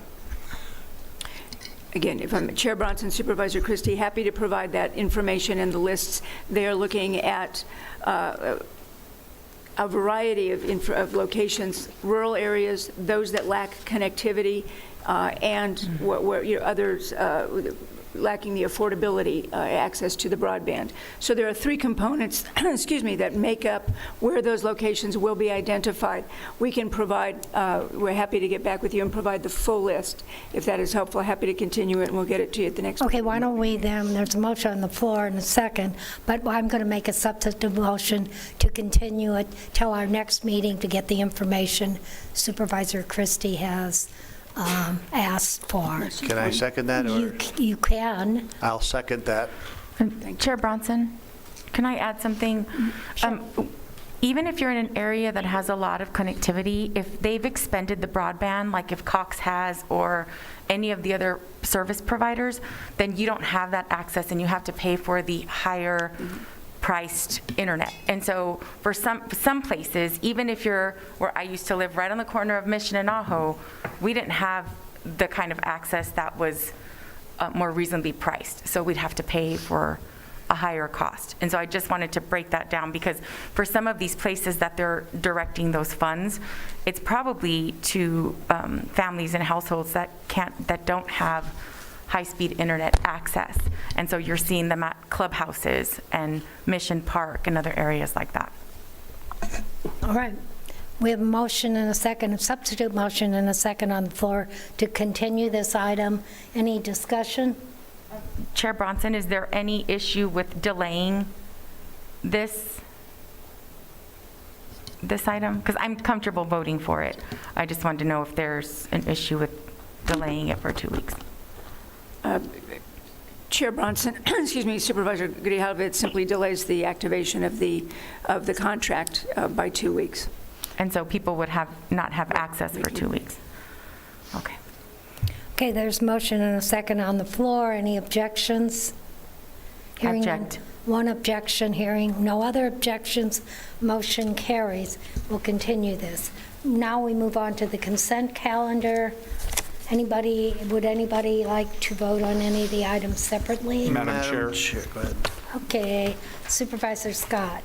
I would like to pull out item number 8 and item number 16. 8. Okay, Barker Contracting. And 16. Madam Chair, Supervisor Christie. I'd like to deal with separately items number 4, 7, 8, and 16. 4, 7, 8, and 16. Yes, ma'am. All right. I'll move the remainder of the consent calendar. I'll second. Motion and a second. Any objections? Hearing none, motion carries. Moving on to then, I think we'll go back to item 4, which is Paradigm. I'll move the item. Second. Motion and a second. Supervisor Christie. Thank you, Madam Chair. This particular item is to provide for vaccination, COVID vaccination services, and extend the contract term already in place to April of '23, and amend the contractual language. If you look at the background material on this, it seems like it really doesn't apply or is no longer relevant. This contract aims to supplement the Pima County Health Department's vaccination efforts by adding another vaccinator for static and mobile points of distribution. How many I have a series of questions. How many vaccinators do we have on contract at this time? That's one question. And as the county's supply of vaccine grows, more mobile events are needed to target the most vulnerable and difficult to reach. My second question is, we have in the background, and according to Pima County data, we have 9 mobile events already in place and already underway. How many more mobile events do we need? And the amendment extends the term for 1 year and adds requirements for federal recovery grant funds, yet about $900,000 of the funding remains in the contract unused. So why do we need a contract continued? Because since the contract was written in March of 21, vaccines were not widely available. Today they are. As one location, as locations are becoming more available, they weren't then, they are now. And how does this, as it states in here, as a purpose, is to address vaccine hesitancy in numerous populations. How does this contract overcome vaccine hesitancy? And if we contract for another year, does this mean we have to pay Paradigm the $900,000 that they haven't spent? So if we could deal with how many vaccinators do we have on contract at this time? Chair Bronson, Dr. Garcia has the specificity on the locations of the vaccinators and the clinics, if I may. We can't hear you. Still can't hear you. I'm barely.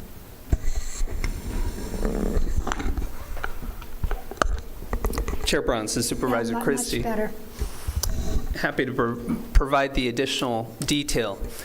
Supervisor Christie, this is simply a no-cost extension to an existing contractual agreement. If the dollar amount represents a not-to-exceed amount, and no, we are under no contractual obligation to provide this additional $90,000 of unspent funding to the contractor should we not require their services. $900,000. $900,000. Yeah. I'm sorry. So to your first question, however, we have 2 principal vaccine contractors. One of them is Premier Medical Group, the second one being Paradigm. Those vaccine contractors are incredibly important, and it is important that we have active, healthy contracts with these vendors so that should we have the need to quickly deploy, for instance, booster vaccination, especially in populations of elderly and homebound folks, these are the folks who are able to do those services. If those services are not required, should we not have the need to deploy such vaccinators, no such expenditure would be made. Again, these contracts are structured in such a way that we are able to fund the resources for them using existing federal monies. Madam Chair, I do need to point out as well that according to the latest data that over 80% of the total population of Pima County has had at least one vaccination, and almost 68% are fully vaccinated. Yet we're extending a contract for more vaccinations that was originally not to exceed $2 million, and now it's amended as of September of 21 to $4 million. And out of all of this, $900,000 of it does not remain. So I'm wondering, in the next statement in the backup, it says the ongoing efforts to reach Pima County residents include those hesitant to early vaccination efforts. What does that mean, and how do we overcome that with this contract being extended? Chair Bronson, Supervisor Christie, we need, as I mentioned before, both our own staff to be vaccinated. We need our contractors to be vaccinated. As you well pointed out, we have a significant proportion of the population that is yet unvaccinated here in Pima County. And that significant proportion of the population still remains an important source of vulnerability for the community. Moreover, and perhaps even more importantly, understand that vaccination is not a static process, that your vaccination isn't good for the rest of your life, that we will need to continue to deliver infrastructure for booster doses, and that is what is envisioned in being accomplished with these two contractual relationships. Madam Chair, and Dr. Garcia, can you tell me how many vaccinations have been administered? I can tell you exactly how many vaccinations have been administered. I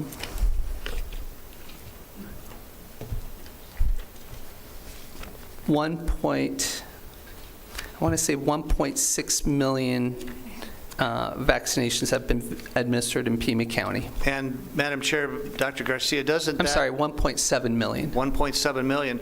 And hasn't that been enhanced, that number been enhanced and supported by locations being much more prevalent, like pharmacies, like Walgreens and any other kind of pharmacy outlet, rather than the need to have not more than 9 mobile events? This was all part of when vaccines weren't available and locations weren't available. We now have vaccines available and we have locations available, and yet we still want to extend this contract for another $900,000. Am I not seeing something in here? Chair Bronson, Supervisor Christie, I believe what you're missing is the fact that indeed these contractors are just one component of a much larger system of vaccinators that includes retail pharmacies, our federally qualified community health centers, individual hospitals, and clinics. This is a network of vaccinators that is delivering both the primary vaccination as well as the booster doses. This infrastructure is needed in order to be able to maintain a very high level of vaccination in this community. I do not foresee that this goes away in the short term. I believe that we need that capacity, and that was the reason why we submitted this no-cost extension on the existing contract. Thank you, Dr. Garcia. Thank you, Madam Chair. Let me turn my mic on. If there are no further questions, no further discussion, I'll call the question. Are there any objections? I object. One objection. Any further objections? Hearing none, motion carries 4-1. Moving on to item 7, Durazo Construction. I'll move the item. Second. Motion and a second. Discussion. Thank you, Madam Chair. Did you pull this? No, sir. I did, okay. If you look at the background on this particular agreement, master agreement, in the amount of $3 million, it's to a construction company, several construction companies, to provide a job order master agreement for park development services. It says here, services are primarily for the county's Department of Natural Resources, Parks, and Recreation. However, other county departments may also utilize the services. What other county departments would be utilizing these services? Chair Bronson. And for what? Chair Bronson, Supervisor Christie, we have other departments that use natural resource accommodations such as attractions and tourism. We have leased properties that include fairgrounds or air and space. There are other park-like activities that can use it. Some, I believe, the sustainability and operations may also have access to this contract. Again, it is a global contract, a job master agreement. We had 4 companies respond to the RFP. 3 have been selected to continue to work for the county with a not to exceed over many years. I'd ask Mr. DeBonis if there are other departments that I'm not referring to that also are part of the contract. Well, before we go to Mr. DeBonis, let me just point out what in the background it does say. Typical projects may include, but are not limited to, sports field construction, including but not limited to soccer, baseball, and softball, tennis, and basketball. My question is this contract amount, is it any of it going to the Keno Sports Complex? I would like Mr. DeBonis to answer that one specifically. Thank you. Madam Chair, Supervisor Christie, and Acting Administrator Lesher. So Keno is one of the facilities that would have access to the contract. There are no projects out there currently that are envisioned in utilizing it. So Natural Resources, Parks and Recreation uses it. Facilities Management also can use this contract. Capital Program Office as well as Keno. So those are typical departments that could utilize the contract. So these are both small and large projects that have a park or recreation component to it. So there's pool replastering, for example. There could be design for new ball field development. So Manzanita Park is slated for new park improvements. It could be part of a renewal program where we are replacing or upgrading playground facilities at various locations throughout the county. It could be loop adjacent recreational amenities that are done by the regional flood control district. So it is a wide range of different department uses. It was intentionally scoped this way so that we didn't have to have individual departments with their own master agreements. It sort of goes contrary to the concept, but those are the types of things that would be covered under this particular contract. And one last question. Thank you. That is illuminating. It says that the funding for this is not coming from the general fund. Is any of it impacting PAYGO at all? Madam Chair and Supervisor Christie, so the funding source is various. So depending on which department is doing the project, they would bring funding to it. So for example, if the regional flood control district is using that contract, that would be flood control district levy. And then if other departments are utilizing that contract, they would leverage the sources of funding. So PAYGO may have projects in the queue that are considered parks type projects that would use this funding, but none that I recall specifically that are going to be this current fiscal year. Okay. Thank you, Madam Chair. Thank you. Any further discussion? Any objections? Hearing none, motion carries. Moving on to item 8. Supervisor Scott, I'll move the item. Second. Motion and a second. I think both of you were, so Supervisor Scott. I'm kind of tired in my... Tired of talking? Thank Okay. you, Supervisor Christie. And I'm sure everybody else is just as tired.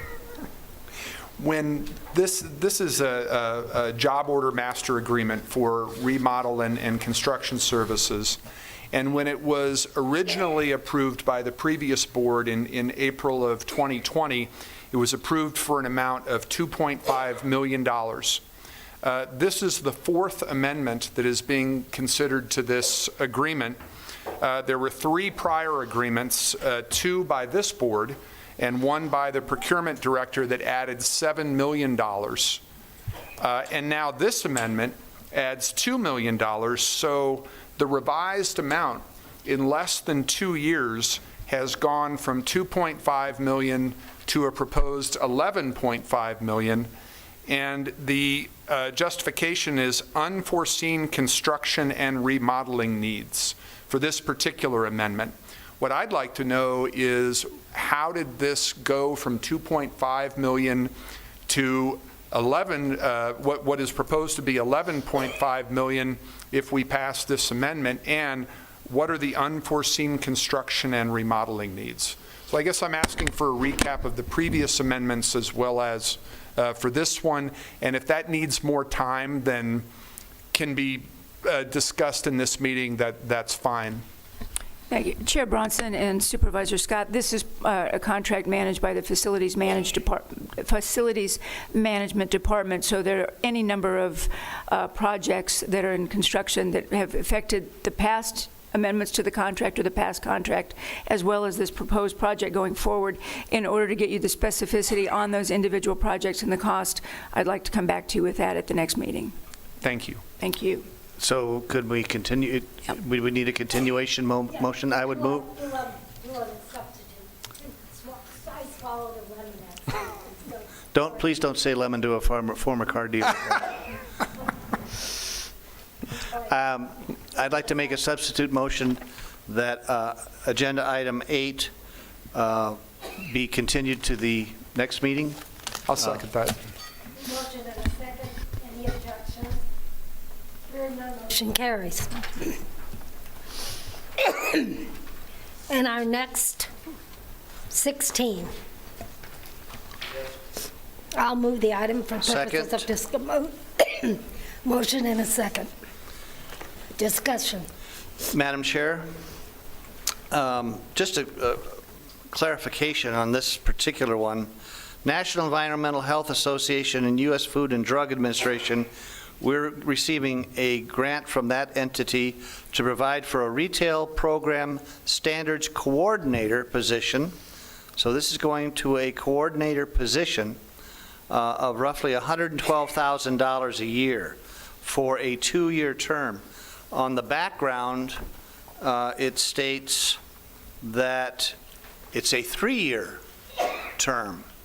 And that's my first question. Is it 2-year or 3-year? And secondly, at the end of the term, does this position go away?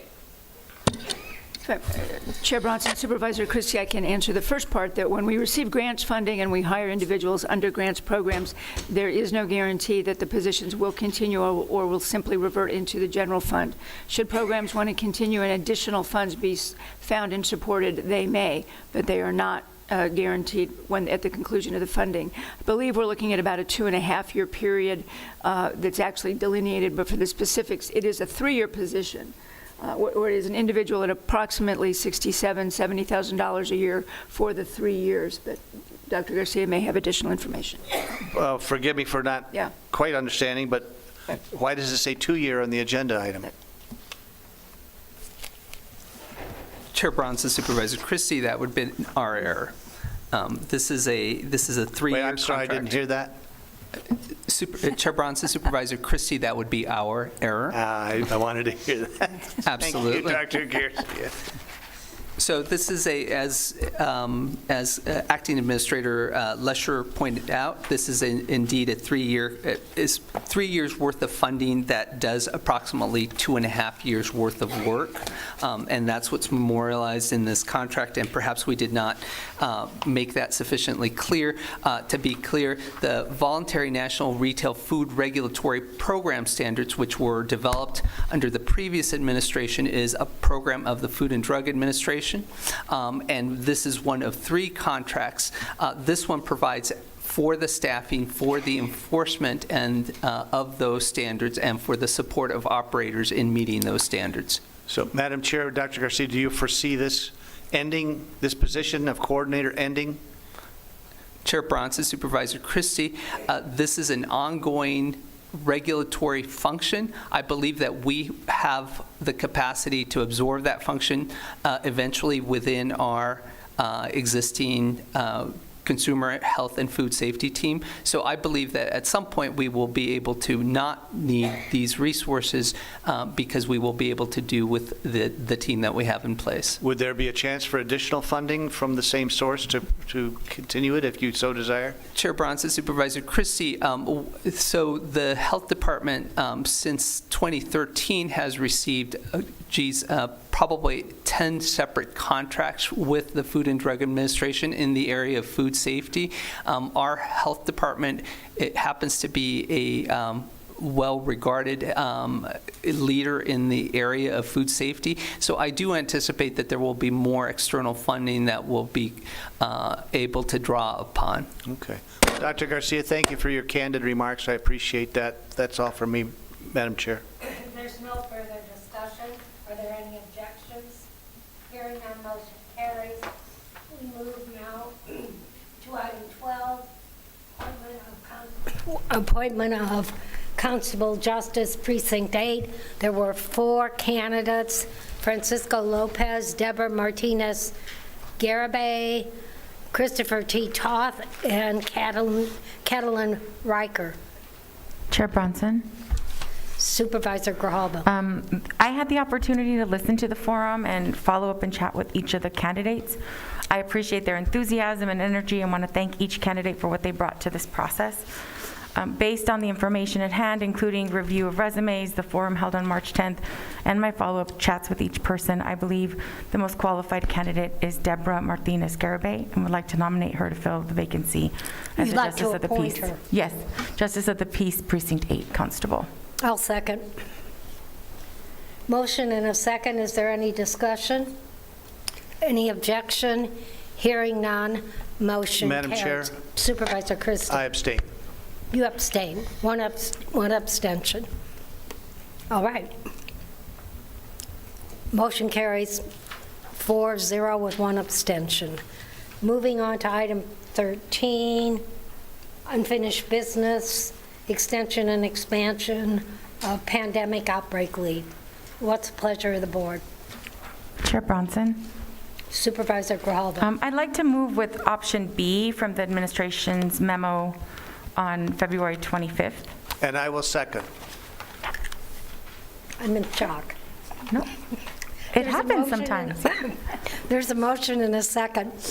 Any discussion? Any, excuse me, any objections? Motion carries. And Chair Bronson, I just want to ask if, I'm assuming that it will happen, but if administration can put out like a clear little chart on what this means for everyone, for our employees, that would be helpful. Okay. Thanks. It's by way of direction? Yes, please. All right. Moving on then to item 14, petition for relief of taxes, Light the Way Lutheran Church. What's the pleasure of the board on this item? Madam Chair, see if I can do this in the form of a motion.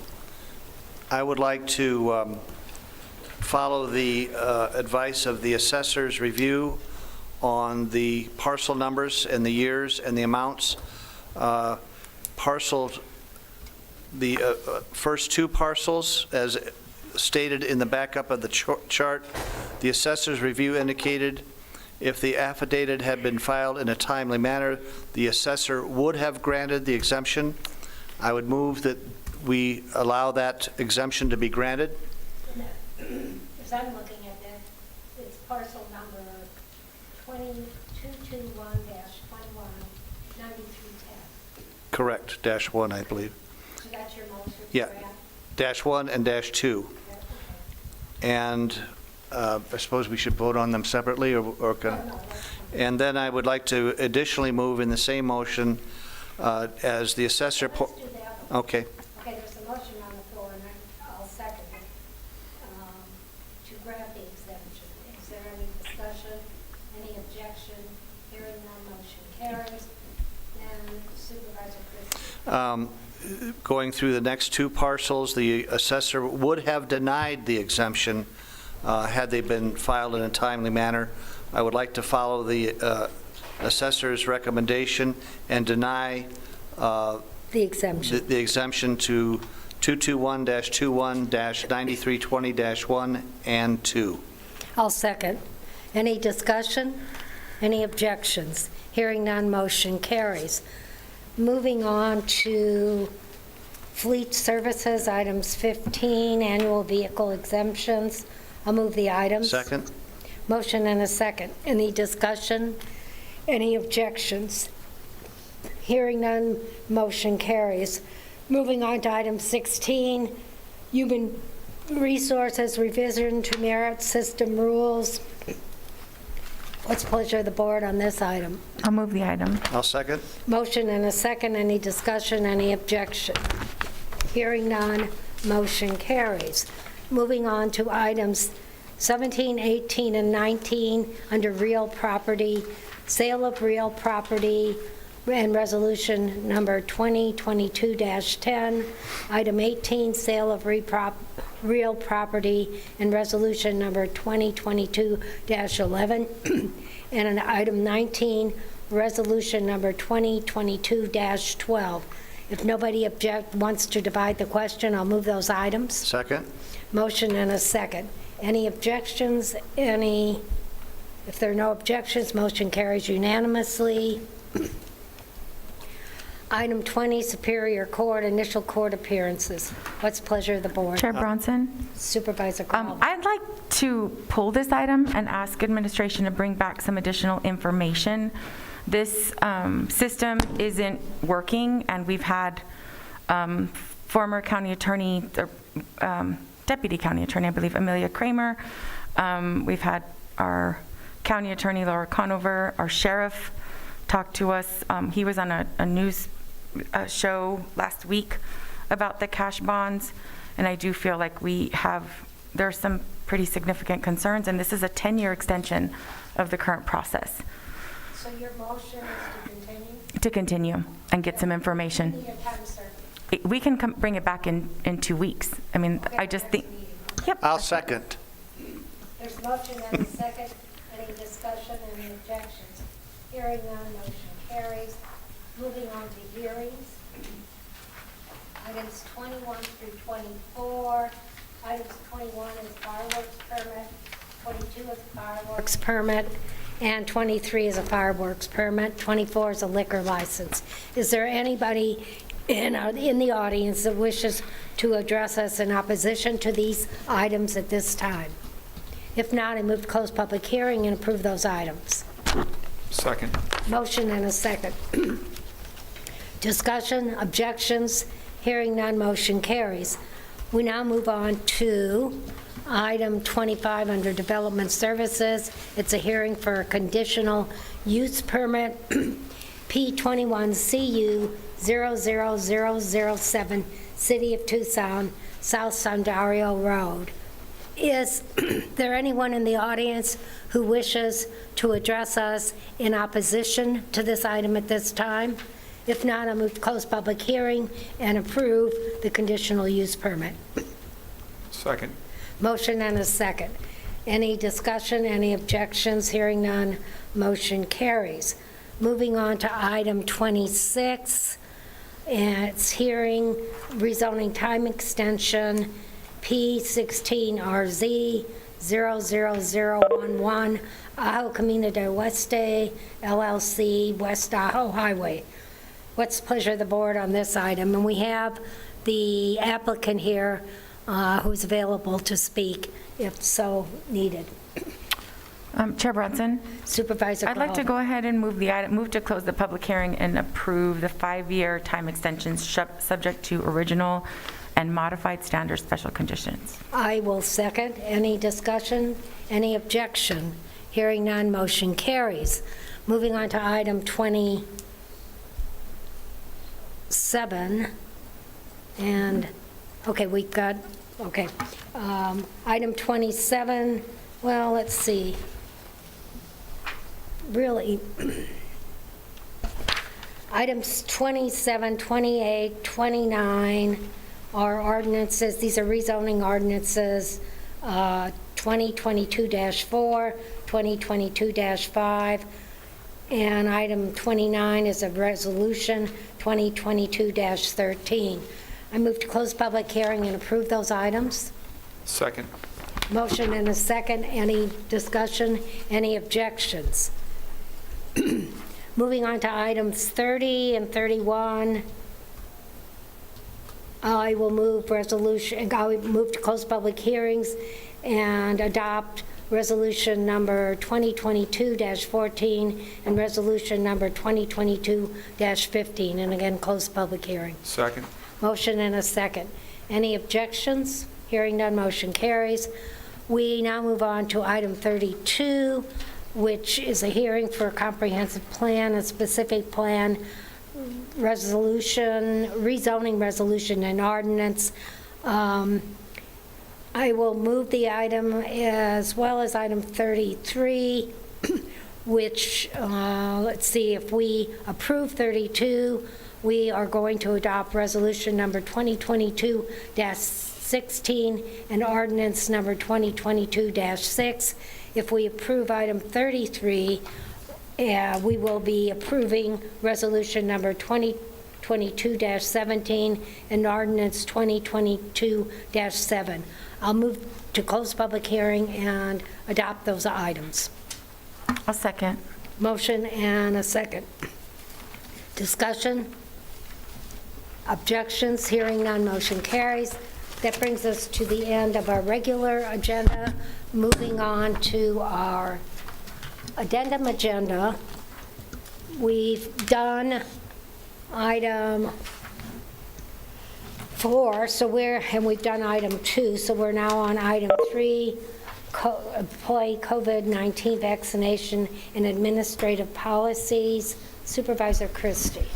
Thank you, Madam Chair. As we've lifted many restrictions regarding the COVID issues in Pima County and in Pima County buildings, specifically the mask removals, I think it's time we kind of take an assessment of where we are with past protocols and mandates and bring clarity as to where we are and where we may need to be going, and to discuss perhaps some alternative pathways. My first question at this particular point in time is, how many total exemptions have been requested by employees? Chair Bronson, Supervisor Christie, I don't have that number at my fingertips. I'll try to get it for you before the end of the meeting. Okay. So that is for how many total exemptions have been requested. How many exemptions have been denied? Chair Bronson, Supervisor Christie, again, I don't have that information at this point. How many exemption requests are still pending? No?